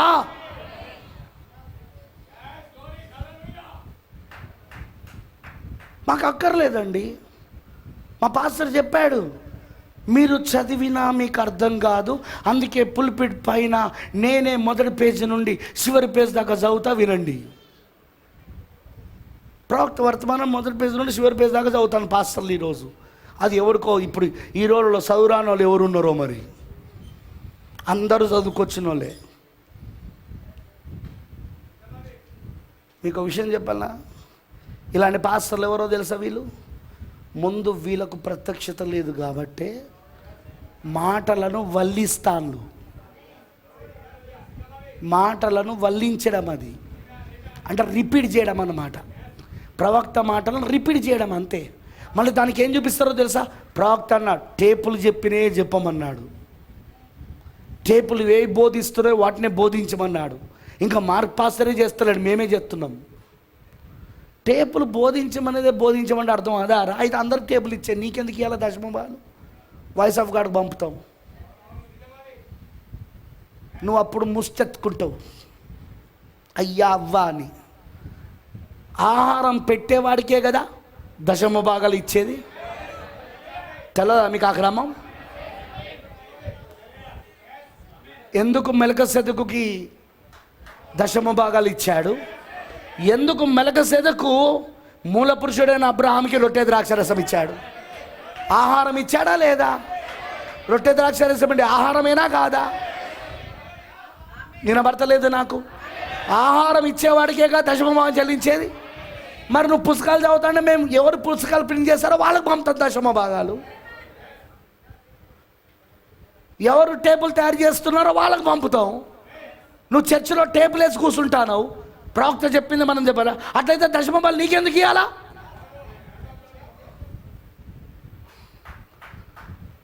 నువ్వు ఎట్లా క్రమం ప్రకారంగా దశమభాగాలు తీసుకుంటాను? ఏ క్రమం చొప్పున, ఏ లేఖనం చొప్పున? లేఖనం చొప్పున చూస్తే ఎవరు ఆహారం పెడితే వాళ్ళకి ఇవ్వాలా లేఖనం ప్రకారముగా. అయితే నువ్వు వాయిస్ ఆఫ్ గాడ్ పుస్తకాలు చదువుతున్నావు అంటే వాయిస్ ఆఫ్ గాడ్ వాళ్ళకి పంపుతాం మేము. వాయిస్ ఆఫ్ గాడ్ వాళ్ళకి టేపులు వేస్తున్నావు అంటే వాయిస్ ఆఫ్ గాడ్ వాళ్ళకి పంపుతాం. నీకెందుకు ఇవ్వాలా?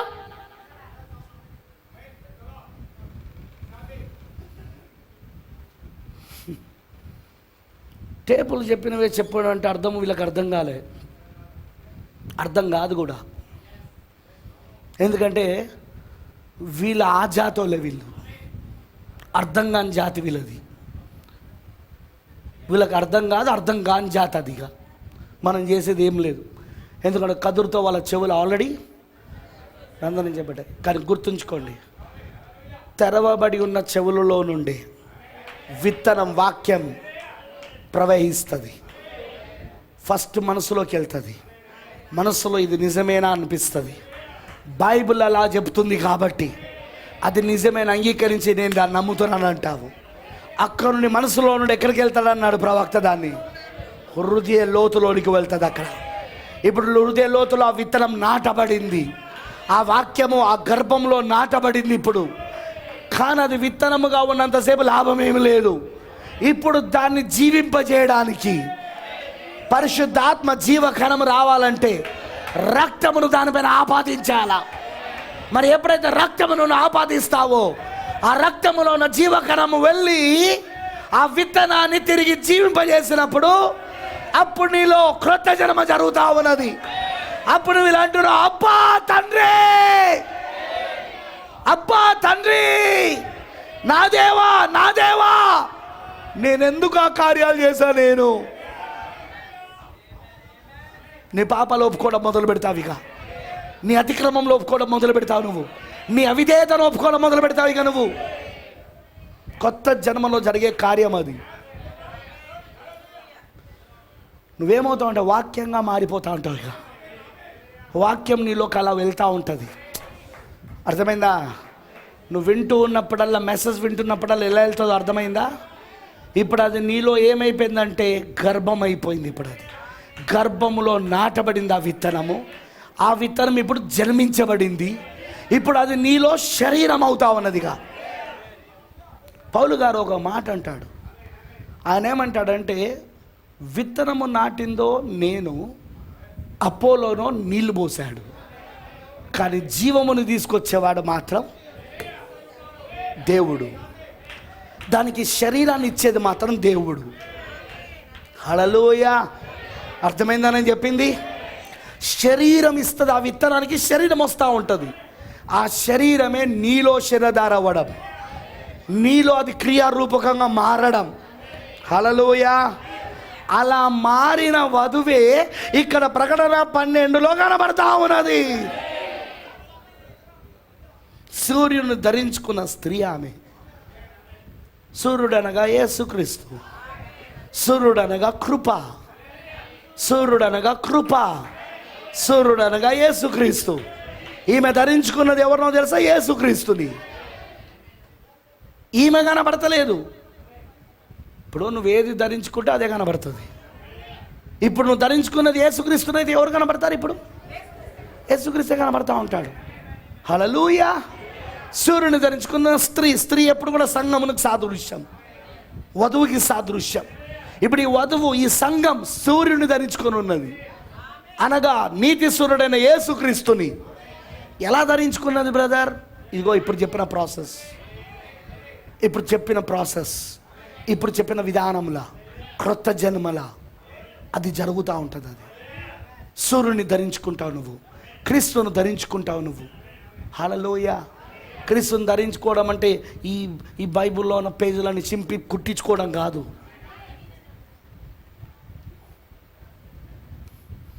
అర్థమైందని చెప్పింది. క్రీస్తుని ధరించుకోవడం అంటే ఈ బైబిల్లో ఉన్న అన్ని కుట్టించుకోవడం, లేకపోతే పక్షిరాజు బొమ్మను పెట్టుకోవడం కాదు ఇక్కడ, లేకపోతే వెనకాల విలియం బ్రెన్నామ్ ఫోటోతో అగ్నిస్తంభం ఫోటో పెట్టుకోవడం కాదు ఇక్కడ. సూర్యుని ధరించుకోవడం అంటే టీషర్ట్ల పైన ఓకే, అవన్నీ మంచియే, నేను దాన్ని కాదంటలేను. Okay, good. ఏంటిది?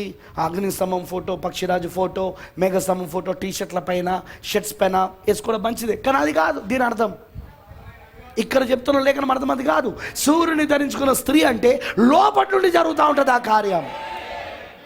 బ్రదర్ బైనామ్ అంటాడు, దేవుడెప్పుడు బయట నుండి పనిచేయడు, దేవుడెప్పుడు లోపటి నుండి పనిచేస్తాడు. దేవుని సింహాసనం హృదయం అయి ఉన్నది. దేవుడు హృదయం అనే సింహాసనంలో కూర్చొని పనిచేస్తూ ఉంటాడు ఆయన. ఆమేన్, హల్లెలూయా. అందుకే దేవుడు ఎప్పుడు హృదయం అనే సింహాసనం మీద కూర్చొని పనిచేస్తూ ఉంటాడు. ఆమేన్ అంటారా?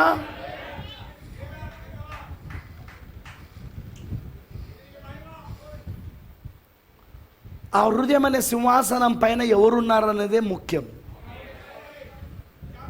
ఆ సింహాసనం పైన ఎవరు ఆసీనులై ఉన్నారు అదే ముఖ్యం. ఆ సింహాసనం పైన క్రీస్తు ఆసీనులై ఉంటే నువ్వు ఇప్పుడు క్రీస్తుని ధరించుకొని ఉన్నావు. ఇక్కడ 12వ అధ్యాయంలో చెప్పినట్టు సూర్యుని ధరించిన స్త్రీవి నీవే. హల్లెలూయా. ఆమె సూర్యుని ధరించుకొని ఉన్నది. ఆమె పాదముల క్రింద చంద్రుడు, ధర్మశాస్త్రం. సూర్యుడు కృప,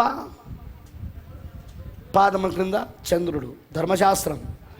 శిరస్సు మీద 12 నక్షత్రముల కిరీటం, అదే 12 నక్షత్రాల ఆది అపోస్తుల బోధ. శిరస్సు ప్రత్యక్షత, శిరస్సు జ్ఞానము, శిరస్సు మేధస్సు. ఆది అపోస్తుల యొక్క బోధతో ఉన్నది ఆమె. ఇప్పుడు వింటున్నారా? ఆది అపోస్తుల బోధతో ఆమె జ్ఞానము కలుగున్నది, ఆమె మేధస్సును కలుగున్నది ఇప్పుడు ఆమె ఆది అపోస్తుల బోధతో. హల్లెలూయా. ఇదంతా జరగాలంటే నీకు కొత్త జన్మ జరగాల. వితౌట్ న్యూ బర్త్, క్రొత్త జన్మ లేకుండా ఇవి జరగవు, ఇది నీలో జరగదు. That is the problem. ఈరోజు అదే సమస్య. ఎందుకంటే చాలామంది వాక్యం వింటారు, కానీ ఇక్కడ తగిలిపోతా ఉంటుంది, అది లోపలికి పోదు, ఇక్కడ తగిలి వెళ్ళిపోతా ఉంటుంది. ఇంకొంతమందికి అయితే అసలు తగలం కూడా తగలదు, తలపై నుండి వెళ్ళిపోతూ ఉంటుంది. ప్రవక్త చెప్పలేదా? తలలపై నుండి ప్రక్క నుండి వెళ్ళిపోతూ ఉంటుంది. అది కనీసం తగలం కూడా తగలదు. ఆ విత్తనం పక్క నుండి తలపై నుండి వెళ్ళిపోతుంది. కొందరికో తగిలి వెళ్ళిపోతూ ఉంటుంది. ఎందుకు తగిలి వెళ్ళిపోతా అంటే మూయబడి ఉన్నది, ఇది తెరవబడలే. ఇది ఆత్మ చెప్పుచున్న మాట చెవి గలవాడు వినును గాక. వీనికి చెవి లేదు, వినే చెవి వీనికి లేదు. మూయబడిన చెవి ఇది, కదురుతో రంధ్రం చేయబడిన చెవి ఇది. పాస్టర్ బోధతో రంధ్రం చేయబడి ఉన్నది, సంఘశాఖ బోధతో రంధ్రం చేయబడి ఉన్నది, సంఘ క్రమాలనే బోధతో రంధ్రం చేయబడి ఉన్నది. ఇకేం వింటారు వీళ్ళు? వినలేరు. అందుకే వీళ్ళకి కొత్త జన్మ జరుగుతుందా? జరగదు. కొత్త జన్మ జరిగినప్పుడు అందుకే వారి లోపల ఇంకా ఏం కనబడతా ఉన్నది? దయ్యం యొక్క జీవితం. ఇంకా వారి లోపల ఏం కనబడతా ఉన్నది? దయ్యం యొక్క జీవితం. అందుకే వాళ్ళు అబ్బా తండ్రి అని దేవుని దగ్గర మొరపెట్టలేరు. అందుకే వాళ్ళు పశ్చాత్తాపపడలేరు.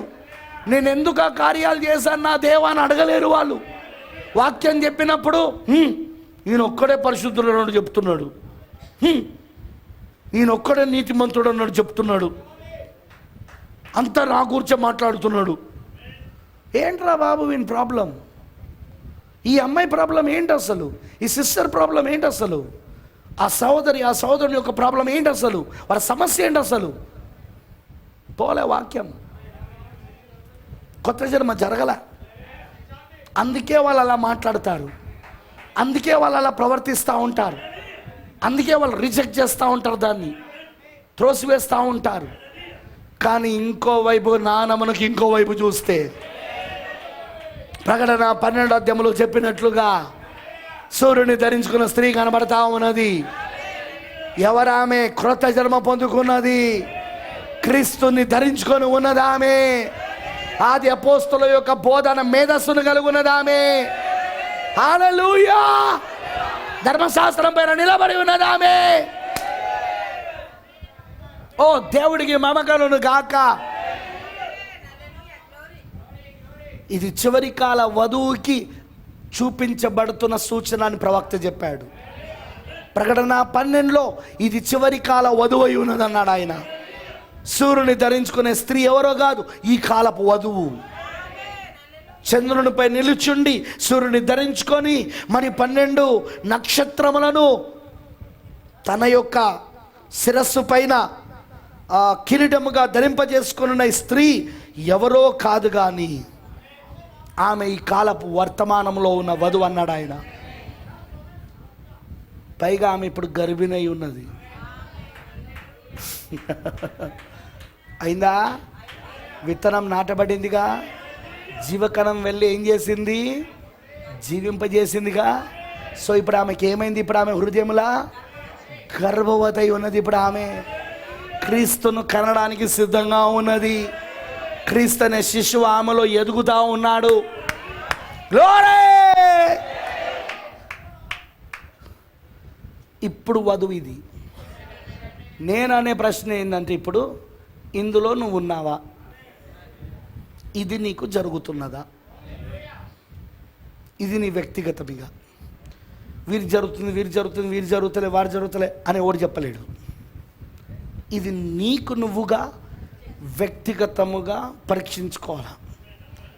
పరిశుద్ధాత్మ అడుగుతున్న ఈ ప్రశ్నను నీకు నువ్వుగా వ్యక్తిగతంగా చూసుకో. నీలో ఇంకా దయ్యం సంబంధించిన జీవితం ఉన్నదంటే నువ్వు ఇంకా కృత జన్మ పొందుకోలేదని ప్రవక్త చెప్పాడు. పరిశుద్ధాత్మ చేత నువ్వు ఇంకా దేవుని ఆత్మ చేత ఇంకా జన్మించబడలేదు కాబట్టే స్టిల్ రిమైనింగ్, ఇంకా మిగిలి ఉన్నది నీలో ఆ దయ్యపు జీవితం. వింటున్నారా? కృత జన్మ ఎలా జరుగుతుందో ఆయన చూపించాడు ఇక్కడ. అంటే ప్రాసెస్ ఎట్లా అవుతుంది, అది వాక్యం ఎలా వెళ్తుంది, ఇవన్నీ చెప్పాడు ఆయన. అది జరిగిన తర్వాత ఎలా ఉంటుందో మనం చూస్తూ ఉన్నాం. పూర్తిగా వాళ్ళు క్రీస్తుని ధరించుకుంటారు అంటే క్రీస్తు స్వరూపంలోనికి మారిపోతుంది ఈ స్త్రీ. క్రీస్తుని ధరించుకోవడం అంటే అర్థం ఏంటిదండి? క్రీస్తు సారూప్యంలోనికి మారిపోతా ఉన్నది ఈమె. క్రీస్తు పోలికలోనికి మారిపోతా ఉన్నది ఇప్పుడు ఈమె. క్రీస్తు సారూప్యంలోనికి, క్రీస్తు పోలికలోనికి మలచబడతా ఉన్నది ఇప్పుడు ఈమె. క్రొత్త జన్మ జరుగుడు ద్వారా, పరిశుద్ధాత్మ బాప్సం ద్వారా. అందుకే వాళ్ళు ఎప్పుడూ పశ్చాత్తాపపడతా ఉంటారు. వాక్యం వచ్చినప్పుడల్లా పశ్చాత్తాపపడతా ఉంటారు. తమను తాము నీతిమంతులుగా చూసుకోరు వాళ్ళు, లేదా తాము నీతిమంతులను నిరూపించుకోవడానికి ఎదుట వారిని తప్పులు ఎత్తి చూపించారు వాళ్ళు. చాలామంది ఏం చేస్తారు తెలుసా? మేము నీతిమంతులమని చెప్పుకోవడానికి ఎదుట వారిని తప్పులు ఎత్తి చూపిస్తారు, ఎదుట వాని పొరపాట్లు ఎత్తి చూపిస్తారు, ఎదుట వాని బలహీనతలు ఎత్తి చూపిస్తారు. ఎందుకు? నేను నీతిమంతులను చూపించుకోవడానికి. అలా చేయరు వాళ్ళు. నేస్తారు అలా చేయరు వాళ్ళు. వాళ్ళు ఏం చేస్తారు? వాళ్ళు మేము నీతిమంతులం కాదు ప్రభువా, నీ నీతియే నాకు ఆపాదించబడింది, నీ నీతియే నాకు ఆపాదించబడింది, నీ వలన నేను నీతిమంతుడని అవుతున్నా, నీ వలన నేను పరిశుద్ధుని అవుతున్నా అని ఒప్పుకునే మనసు ఉంటుంది వాళ్ళకు. అంతేగాని బ్రదర్ ఎవరు కరెక్ట్గా ఉన్నారు బ్రదర్ చెప్పండి నాకు, పాస్టర్ గారు మీరు చెప్పండి నాకు, కరెక్ట్గా ఎవరున్నారండి? గొడవనే పెట్టుకునే వాళ్ళు ఉన్నారు కొంతమంది. అయితే మీరు బాగా మాట్లాడుతున్నారు, స్పిరిట్స్ కొత్త జన్మ పొందుకోలేదు, ఇంకా దయ్యపాత్మ అట్లనే ఉంది, దయ్యపు జీవితం అట్లనే ఉంది. కొత్త జన్మ పొందుకోలేదు.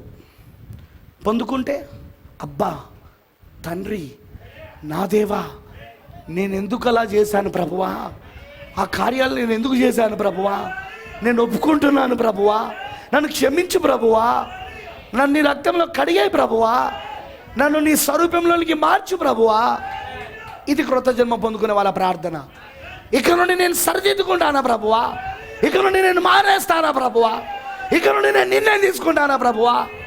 ఇది క్రొత్త జన్మ పొందుకునే వాళ్ళ మాటలు, ప్రార్థనలు. ఆమెనడారా? ఈరోజు సంఘాలు ఉన్నాయి కానీ కొత్త జన్మ లేదు. జనాలు ఎలా వస్తున్నారో అలానే వెళ్ళిపోతున్నారు. దొంగలుగా వస్తున్నారు, దొంగలుగానే పోతున్నారు. అక్రమ సంబంధం గలవారుగా వస్తున్నారు, అక్రమ సంబంధం గలవారుగానే వెళ్తున్నారు. వ్యభిచారులుగా వస్తున్నారు, వ్యభిచారులుగానే వెళ్తున్నారు. అబద్ధీకులుగా వస్తున్నారు, అబద్ధీకులుగానే వెళ్తున్నారు. మోసగాళ్ళుగా వస్తున్నారు సంఘానికి, మోసగాళ్ళనే వెళ్ళిపోతున్నారు. ఎందుకు జరుగుతలేదు బ్రదర్ ఆ సంఘంలో అంటే, అక్కడ అసలు పరిశుద్ధాత్మనే పనిచేస్తలేడు, అక్కడ అసలు దేవుని ఆత్మనే పనిచేస్తలేదు అక్కడ. ఎందుకంటే ఆ పాస్టర్కి కావాల్సింది ఏంటంటే సంఖ్య. ఎవరెవరో ఈరోజు రాలేదు, ఈ కుర్చీ కాలు ఉంది, ఈ కుర్చీ కాలు ఉంది, ఈ కుర్చీ కాలు ఉంది, ఈ కుర్చీ కాలు ఉంది, అక్కడ పెడతాడు సంఘ పెద్దలను. అందులో ఒకరికి స్పెషల్ జాబ్ ఏంటో తెలుసా? రాని వాళ్ళందరినీ అటెండెన్స్ చూసుకోవాలా, చూసుకొని వాళ్ళకి ఫోన్ చేయాలా. ఎందుకు రాలేదు బ్రదర్, ఎందుకు? వాడు రానందుకు 50 రూపాయలు పోయినాయి, కానుక పోయింది, 50 రూపాయలు కానుక. వాడు రానందుకు దశమ భాగం పోయింది, అందుకే ఫోన్. ఎందుకు రాలేదు బ్రదర్? చర్చుకు రావాలే కదా, చర్చుకు తప్పకుండా రావాలి కదా. ఏంటిది నీ సమస్య? పాస్టర్ గారు ఫోన్ చేయమన్నాడు అందుకే చేస్తున్నా. దానికి ఒక స్పెషల్ డిపార్ట్మెంట్ ఉంటుంది.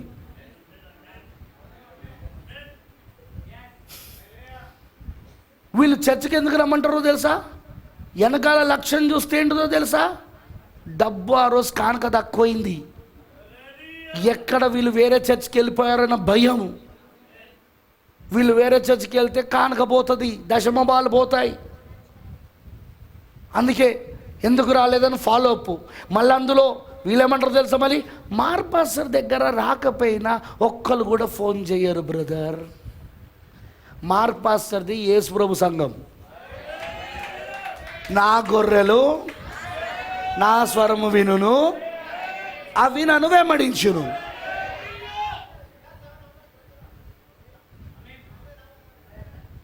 నువ్వు నిజంగా గొర్రెవైతే స్వరమును వింటావు, వెంబడిస్తావు. మేకవైతే వెనక నుండి పొడవాలా, పశువులైతే వెనక నుండి high high high high high high అనుకుంటూ రావాలా, ఫోన్లు చేయాలి. హలో ఎందుకు రాలే? ఎడిపోయినావా? ఆదివారం మార్పస్టర్ దగ్గర పోయినావా? ఇంకెవరి దగ్గర పోయినావా?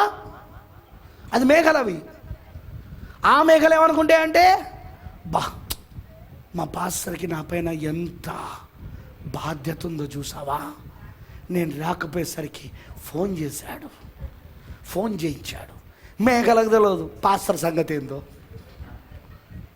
నాలాంటి గొర్రెల కాపరికి తెలుసు ఆ మేకల కాపరి ఏం చెప్తున్నాడు, ఆ పందుల కాపరి ఏం చెప్తున్నదో.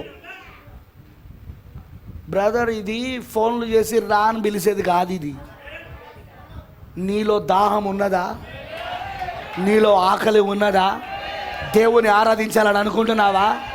ప్రవక్త అంటాడు, క్రొత్త జన్మ పొందుకున్న వ్యక్తి ఆదివారం తలుపులు ఎప్పుడు తెరుస్తారా అని వచ్చి ఆ గేట్ దగ్గర నిలబడతాడన్నాడు ఆయన. ఫోన్లు చేసి పిలిచేది కాదు ఇది, దానికి సపరేట్ డిపార్ట్మెంట్ పెట్టడం కాదు అక్కడ. రే మోసపోతాను రే. అందుకే నా చర్చికి ఎవరైనా రాలేదనుకో, నేను వాళ్ళకి ఫోన్ చెయ్యను. వాళ్ళు రాలే అని నాకు తెలుసు, నేను చెయ్యను. ఎందుకంటే ఆకలి లేను అని ఏం పిలుస్తాం?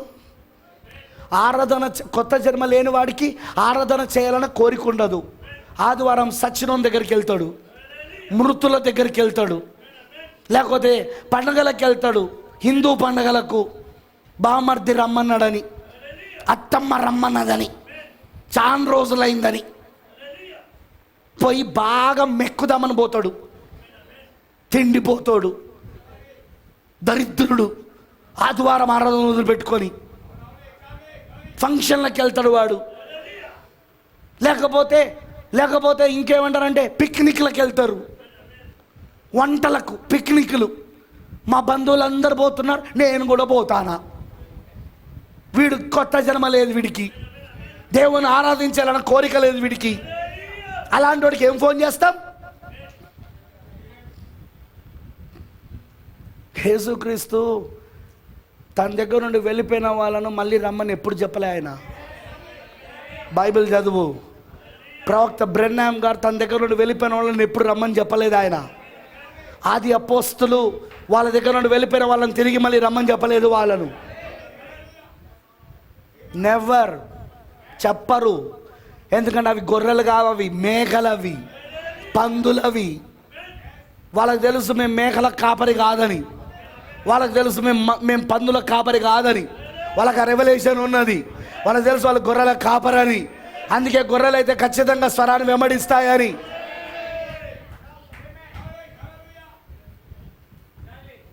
డిపార్ట్మెంట్లు ఉంటాయి ఫోన్లు చేయడానికి, డిపార్ట్మెంట్ పెడతారు. పాపం వాళ్ళు అనుకుంటారు విశ్వాసులు, వాళ్ళు విశ్వాసులు కాలే, పందులు కానీ అవి కూడా మేకలు కానీ అవి అనుకుంటాయి. మా పాస్టర్కి బాగా ఇంట్రెస్ట్ ఉన్నది, అదే మార్క్ పాస్టర్కి అయితే ఏం లేదు ఇంట్రెస్ట్. తప్పిపోయిన గొర్రెను తీసుకుపోయాడు కానీ ఫంక్షన్ పోయిన గొర్రెను తీసుకురాలే. ఎందుకంటే గొర్రె ఫంక్షన్ పోదుగా. దారి తప్పిపోతే గొర్రెను పట్టుకొచ్చాడు, లేదా శత్రువు తన నోటిలో ఖర్చుకొని పారిపోతుంటే ఆ గొర్రె అరుస్తూ ఉంటుంది కాపరి కోసం. అప్పుడు కాపరి వెళ్ళి పట్టుకొస్తాడు. అంతేగాని ఇదే వయసు పెడితే నన్ను పట్టుకపో అని ఎవడేం చెప్తాడు దానికి?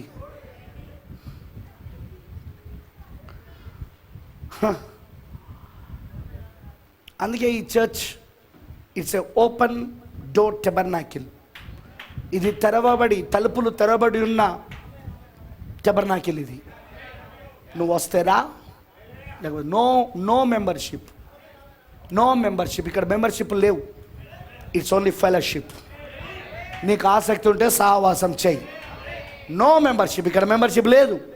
నీకు ఆసక్తి ఉంటే సహవాసం చెయ్యి, లేకపోతే రాకు, బంద్ చెయ్యి.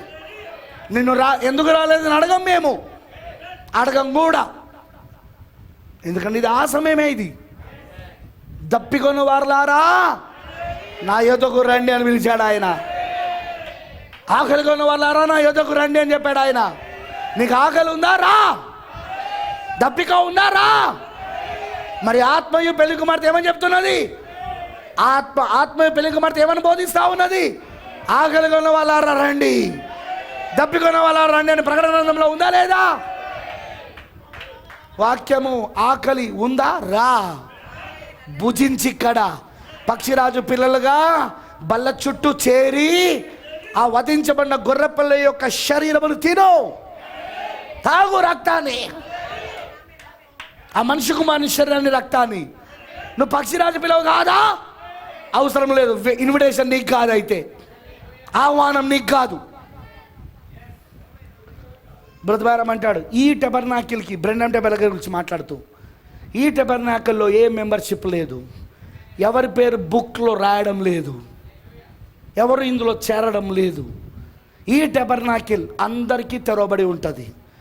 ఎవరైనాను దేవుని ఆరాధించాలి, దేవునితో సావాసం చేయాలి, దేవుని యొక్క వాక్యమును తినాలి అని అనుకున్న వాళ్ళకు మేము ఎప్పుడు ఆహ్వానం తెలియజేస్తూ ఉన్నాం. నా చర్చ్ కూడా అంతే.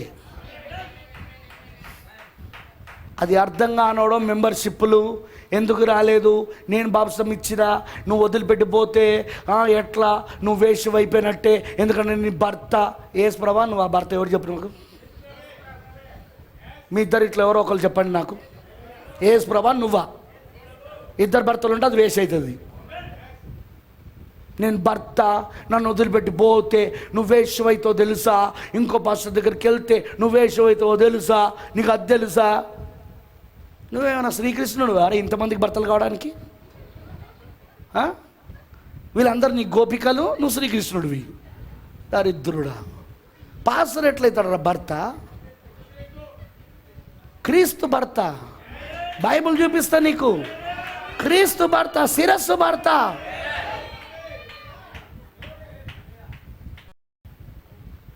నాకైతే అట్లాంటి పేర్లు మార్చేస్తా, శ్రీకృష్ణుడు అని వెళ్తావానికి ఇక. ఎందుకంటే నాకు తెలిసిన కథ అదే. బుద్ధి లేని వెధవలు, వాక్యం తెలవని మూర్ఖులు, సంఘాన్ని మోసపరుస్తున్న వాళ్ళు.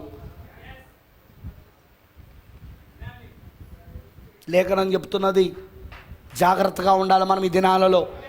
అంత్య దినాలలో భయంకరమైన ఆత్మలు వస్తాయి, అపాయకరమైన కాలములు వస్తాయని పౌలు చెప్పాడు.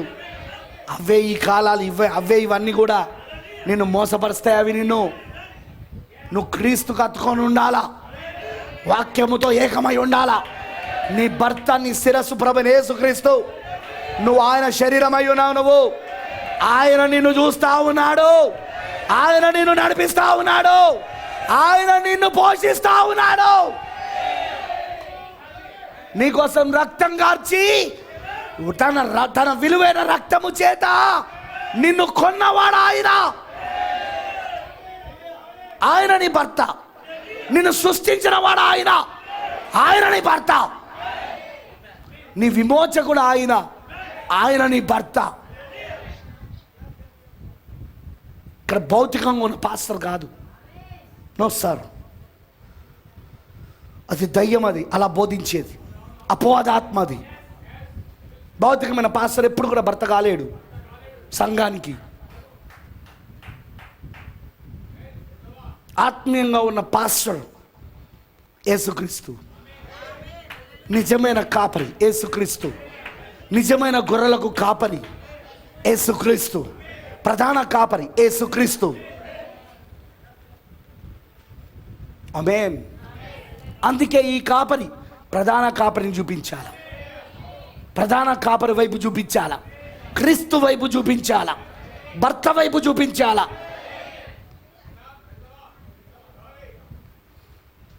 ఇక వేరే వాళ్ళని చూపించడానికి వీల్లేదు, అక్కడ వేరే వాళ్ళను బయలుపరచడానికి వీల్లేదు. క్రీస్తును మాత్రమే బయలుపరచాలి వాళ్ళకు. ప్రేమైన దేవుని పిల్లలారా, ప్రకటన 12లో యోహాను దర్శనం చూశాడు, ఇప్పుడు నిజ రూపంలో ఉంది.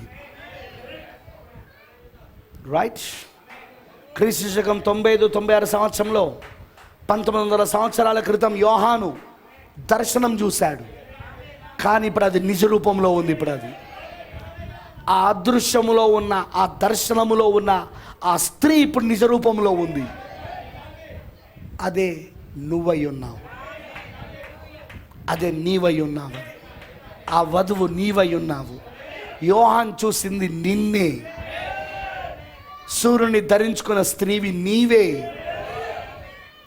క్రొత్త జన్మ పొందుకున్న నువ్వు సూర్యుని ధరించుకున్న స్త్రీవై ఉన్నావు. నువ్వు గర్భవతివై ఉన్నావు. ఇప్పుడు నువ్వు గర్భమును ధరించి ఉన్నావు. ఇప్పుడు నువ్వు క్రీస్తును కనబోతా ఉన్నావు. నువ్వు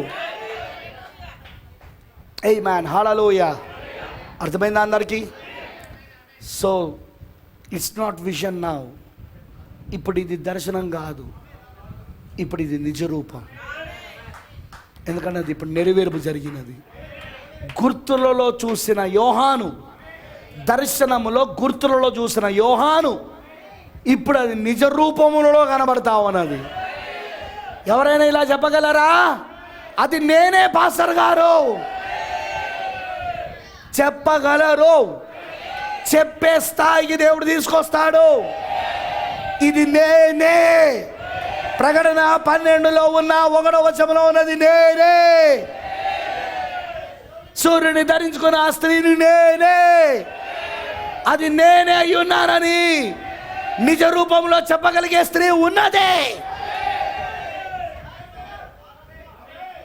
ఓ, నాకు సంతోషం అనిపిస్తా ఉన్నది.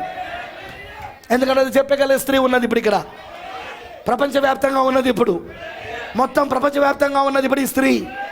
అందులో బాగా మనమై ఉన్నాం ఈ రోజున. యోహాను దర్శనంలో చూశాడు, యోహాను గుర్తులలో చూశాడు, కానీ ఇప్పుడు అది నెరవేర్పులో చూస్తా ఉన్నాం. అది ఇప్పుడు అది బయలుపరచబడింది. అప్పుడు ఇది అది ఇప్పుడు వ్యక్తపరచబడింది. ఇప్పుడు అది ఇప్పుడు శరీరధార అయింది. ఇప్పుడు అది ఇప్పుడు రక్త మాంసములు అయింది. ఇప్పుడు అది ఏదైతే దేవుడు యోహానుకి చూపించాడు ఆ అదృశ్య ప్రపంచముల దర్శనముల గుర్తులలో ఇప్పుడు అది దృశ్య రూపంలోనికి వచ్చేసింది. ఇప్పుడు అది దర్శనం కాదు, అది నిజ రూపము. ఇప్పుడు అది గుర్తు కాదు, అది నిజ రూపము. ఇక్కడ కూర్చొని ఉన్నదా ఆమె? వింటా ఉన్నదా ఇప్పుడు లైవ్లో? ఆమేన్. వింటా ఉన్నదా ఇప్పుడు లైవ్లో? ఇక్కడ కూర్చొని ఉన్నదా ఆమె? యోహాన్ చూసినది ఇప్పుడు ఉన్నదా ఇక్కడ? అది నేనే అని చెప్పగలవా? అలా చెప్పగలిగే వాళ్ళే నిజంగా ఎత్తబడతారు.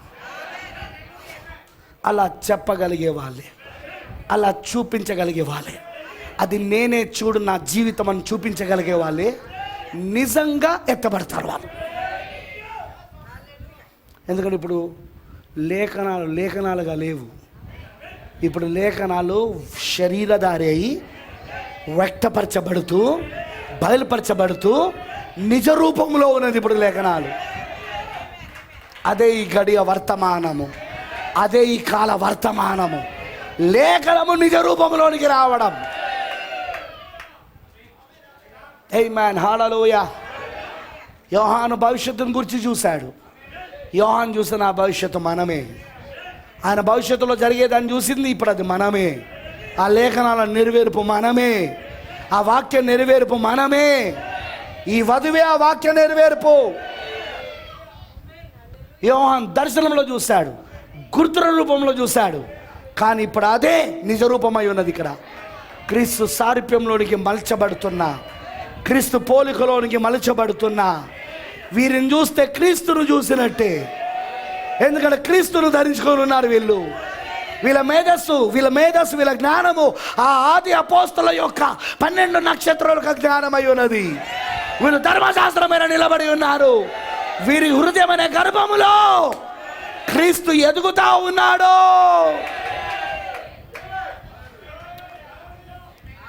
అది ఇప్పుడు జరుగుతా ఉన్నది ఇప్పుడు వీళ్ళ లోపట. ఆమేన్, హల్లెలూయా. అది నేనే నువ్వు చెప్పగలగాల. Praise the lord.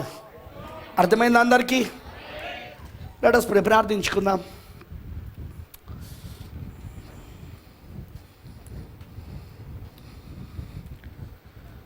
Praise the Lord. వాక్యం నీలో శరీరం అవుతున్నది. వాక్యం నీలో ఇప్పుడు రక్త మాంసములు అవుతున్నది. వాక్యము నీలో గర్భము ధరిస్తున్నది, క్రొత్త జన్మనిస్తున్నది.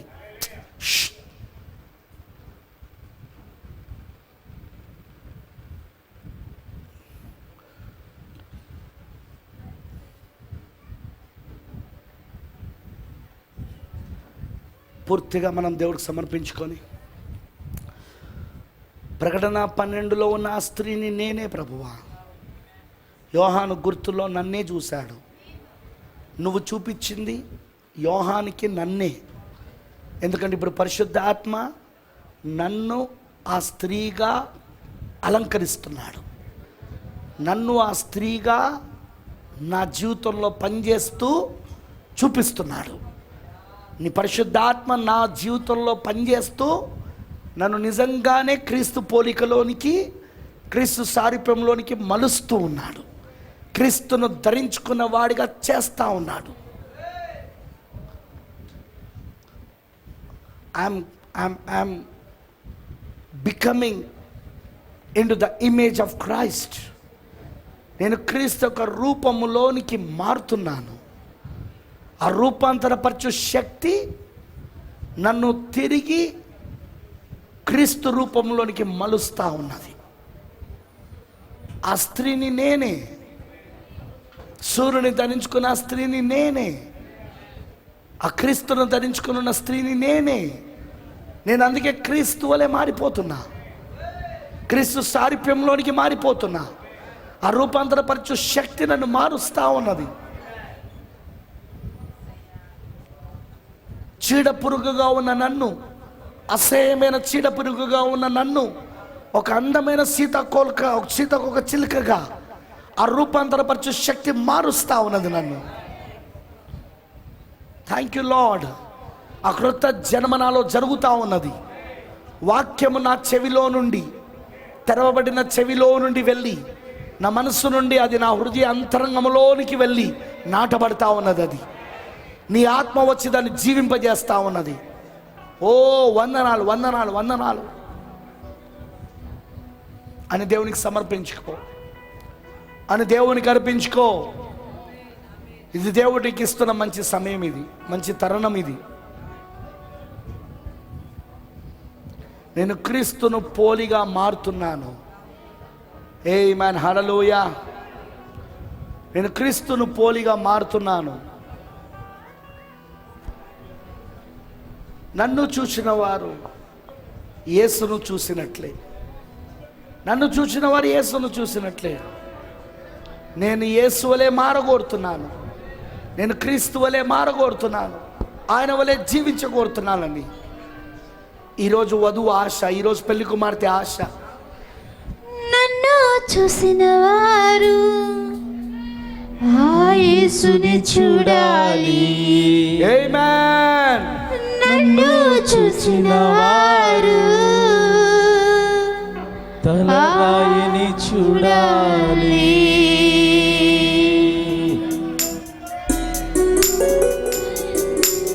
Thank you Lord, thank you Lord, thank you Lord. హల్లెలూయా. అవును ప్రభువా, నన్ను చూసిన వాడు యేసును చూడాలి, నన్ను చూసిన వాడు క్రీస్తును చూసినట్టే. ఆమేన్. గ్లోరీ. అలాంటి జీవితం నేను కలిగి ఉండాలి.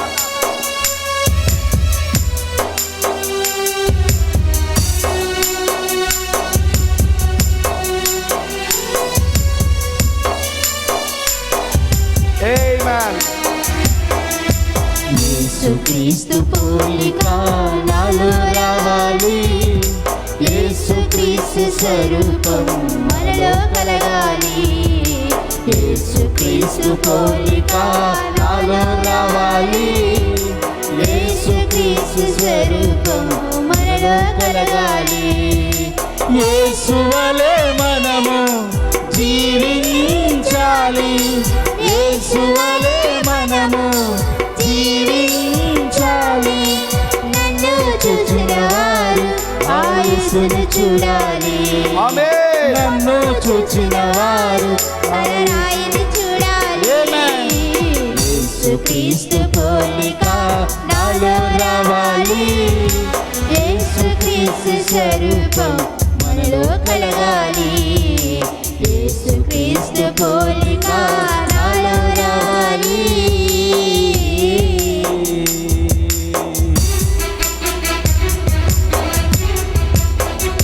ఆమేన్.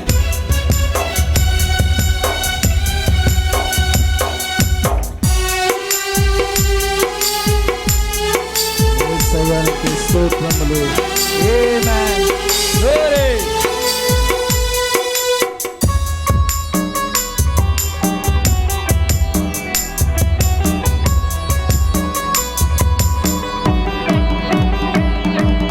మహిమ వెంబడి మహిమలోనికి ఆమేన్. నిరంతరం ప్రవేశించాలి.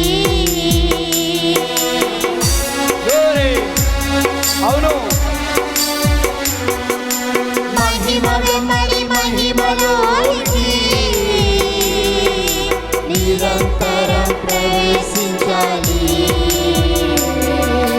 మహిమను పొంది శక్తిని పొంది, మహిమను పొంది శక్తిని పొంది యేసు వలె మార్చబడాలి. ఓ నేను యేసు వలె మార్చబడాలా. యేసువలె మార్చబడాలి. ఆ యేసులా మారిపోవాలి.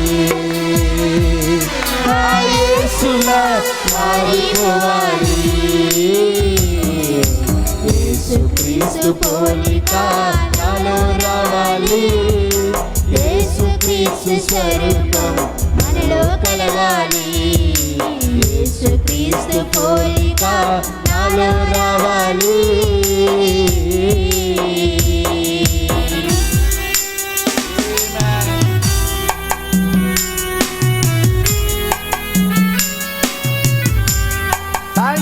Thank you lord.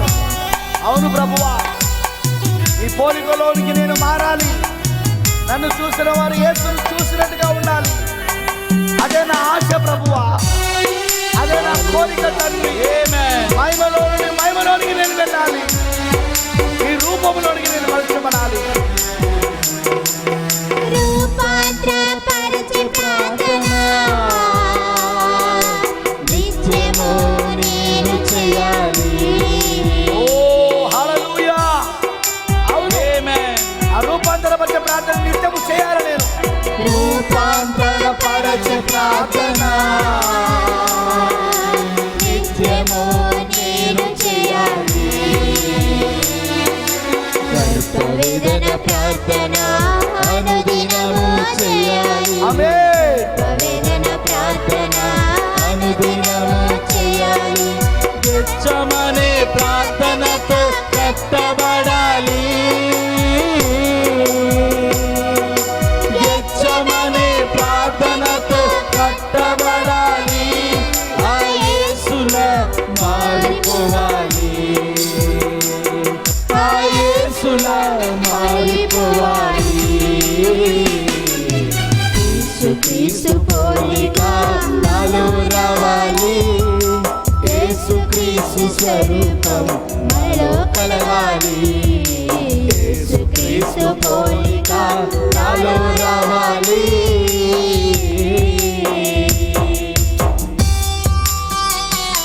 యేసయ్యానికి స్తోత్రములు ప్రభువా. ఆమేన్. ఆమేన్.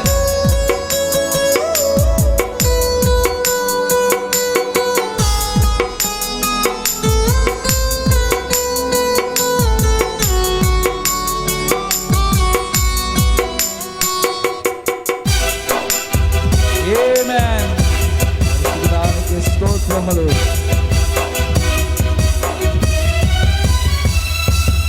యేసువలె దీనునిగా ఆమేన్. లోకంలో జీవించాలి. అవును ప్రభువా, ఈ లోకంలో నేను అలానే జీవించకూడతా ఉన్నాను. యేసువలె దీనునిగా ఈ లోకంలో జీవించాలి. యేసువలె శ్రమలు సహించాలి. అవును. యేసువలె శ్రమలు సహించాలి. నాలో యేసు ఉన్నాడని చెప్పాలి. నాలో యేసు ఉన్నాడని అందరూ చెప్పాలి. నా యేసులా నాలో చూడాలి. ఆ యేసు నాలో చూడాలి. ఆ యేసునే నాలో చూడాలి. యేసుక్రీస్తు పోలిక నాలో రావాలి. యేసుక్రీస్తు స్వరూపం మనలో కలగాలి. యేసుక్రీస్తు పోలిక నాలో రావాలి. యేసుక్రీస్తు స్వరూపం మనలో కలగాలి. యేసువలే మనము జీవించాలి. యేసువలే మనము జీవించాలి. మారిపోవాలి. ఆ యేసులా మారిపోవాలి. యేసుక్రీస్తు పోలిక నాలో రావాలి. యేసుక్రీస్తు స్వరూపం మనలో కలగాలి. యేసుక్రీస్తు పోలిక నాలో రావాలి. యేసుక్రీస్తు స్వరూపం మనలో కలగాలి. యేసువలే మనము జీవించాలి. యేసువలే మనము జీవించాలి. నన్ను చూచిన వారు ఆ యేసుని చూడాలి. నన్ను చూచిన వారు తలరాయిని చూడాలి. నన్ను చూచిన వారు ఆ యేసుని చూడాలి. నన్ను చూచిన వారు తలరాయిని చూడాలి.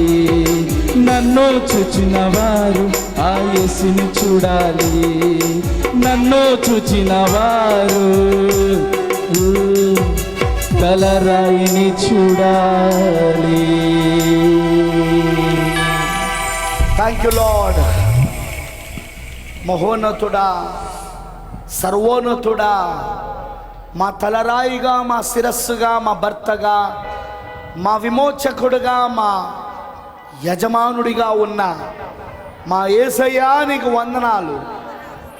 మా కోరిక, మా ఆశ మమ్మల్ని చూసినప్పుడు నిన్ను చూడాలి, మేము నిన్నే కనపరచాలి, మేము నిన్నే లోకానికి చూపించాలి, కనపరచాలి, నిన్ను అలా మహిమపరచాలి. సూర్యుని ధరించుకున్న స్త్రీ వలె మేము ఉండాలి. ఆ సూర్యుడు ఎవరో కాదు, క్రీస్తని. ఆ స్త్రీ ఎవరో కాదు, వధువు అని నువ్వు ఈ గడియ వర్తమానికుని ద్వారా తెలియజేశావు. అందుకే ఇక నుండి ప్రభువా, క్రీస్తును ధరించుకున్న వధువుగా, క్రీస్తును చూపించువారుగా, క్రీస్తు పోలికలో మేము మలచబడాలి, కనబడాలి. ఆ విధంగానే మేము మమ్మల్ని చూసిన వారు యేసును చూసామని చెప్పాలి. అలాంటి జీవితం మేము కలిగి ఉండాలి. అలా నీ వాక్యం మాలో శరీరధారి కావాలి. అలా నీ వాక్యం మాలో రక్తమాంసములు కావాలి. అలా నీ వాక్యం మాలో గర్భము ధరించాలి. ప్రభువా అలా చేయము తండ్రి, సహాయము చేయి మా లోబట. నీ జీవాత్మ ఇప్పుడు మాలో అది పనిచేయనట్లుగా చేయి తండ్రి. నీ వాక్యం మా హృదయం అనే గర్భములో నాటబడి, నీ జీవాత్మ చేత జీవింప చేయబడి, వధువుని కోయుదురు గాక. వాక్య వధువుని, క్రీస్తును ధరించుకున్న వధువుని, క్రీస్తును కనబర్చిన వధువుని మేము ఇప్పుడు కోసే భాగ్యము దయచేయి. ఈరోజు అది జరిగించు దేవా. నీ కృప మా అందరికి ఇవ్వము, మా అందరినీ దీవించము. ప్రభువైన దేవా, ఈ సాయంత్రము మమ్మల్ని మేము మీకు సమర్పించుకుంటున్నాం. మా జీవితంలో నువ్వు పనిచేస్తున్నందుకు స్తోత్రం. ఇప్పుడు నీ పరిశుద్ధాత్మ మా జీవితంలో పనిచేస్తున్నాడు. అందుకే మేము వాక్య స్వరూపంలోనికి దినదినం మలచబడుతున్నాం. శ్రమలు, కష్టాలు, బాధలు, శోధనలు, పరీక్షలు, జీవితంలో అనేకమైన విషయాలు మమ్మల్ని పరిశుద్ధాత్మ వాక్య స్వరూపంలోనికి మలుచుటకు, వాక్య పోలికలోనికి మలుచుటకు పరిశుద్ధాత్మ పనిచేస్తున్నాడు ప్రభువా. నిజంగా వాటన్నిటిని బట్టి నీకు వందనాలు, నీకు స్తోత్రములు తండ్రి. ఏదైతే యోహాను ప్రకటన 12లో చూశాడో ఆ స్త్రీని, ఇప్పుడు అది నిజ రూపంలో ఇక్కడ ఉన్నది. ప్రపంచవ్యాప్తముగా సార్వత్రికంగా ఇప్పుడు ఉన్నది. అందులో మేము ఒక భాగముగా ఉన్నాము. అది మేమే అని చెప్పగలం. ఇప్పుడు అది మాలోనే నెరవేర్పు అవుతుందని గుర్తులుగా చూసిన యోహాను, గుర్తులో చూసిన యోహాను ఇప్పుడు అది మాలో నెరవేర్పు నిజ రూపంలో జరుగుతుందని, అదృశ్యములో చూసిన యోహాను, దర్శనంలో చూసిన యోహాను ఇప్పుడు నిజ రూపంలో అది మాలో నెరవేర్పు జరుగుతుందని మేము నిన్ను స్తుతిస్తూ ఉన్నాం దేవా. నీకు మహిమ చెల్లిస్తూ ఉన్నాం యేసయ్యా. వచ్చిన నీ పిల్లలందరినీ ఇంకా ఆస్వాదించు. ఎంతమంది అయితే ఈ వర్తమానమును విన్నారో, వినబోతున్నారో, తప్పక వారు క్రొత్త జన్మ పొందుదురు గాక. తప్పకుండా నీ పరిశుద్ధాత్మ వారిలో శరీరధార అవును గాక. తప్పకుండా ప్రభువా వారు నీ సారూప్యంలోనికి, పోలికలోనికి మలచబడుదురు గాక. అదే మా ఆశ, మా కోరిక. నీకు పూర్తిగా మేము సమర్పించుకుంటూ, మమ్మల్ని మేము మీకు అర్పించుకుంటూ, అప్పగించుకుంటూ, సర్వాధికారాలు నీకు ఇస్తూ యేసుక్రీస్తు నామములో ప్రార్థిస్తున్నాము. ఆమేన్, ఆమేన్. God bless you. దేవుడు మీ అందరినీ దీవించును గాక.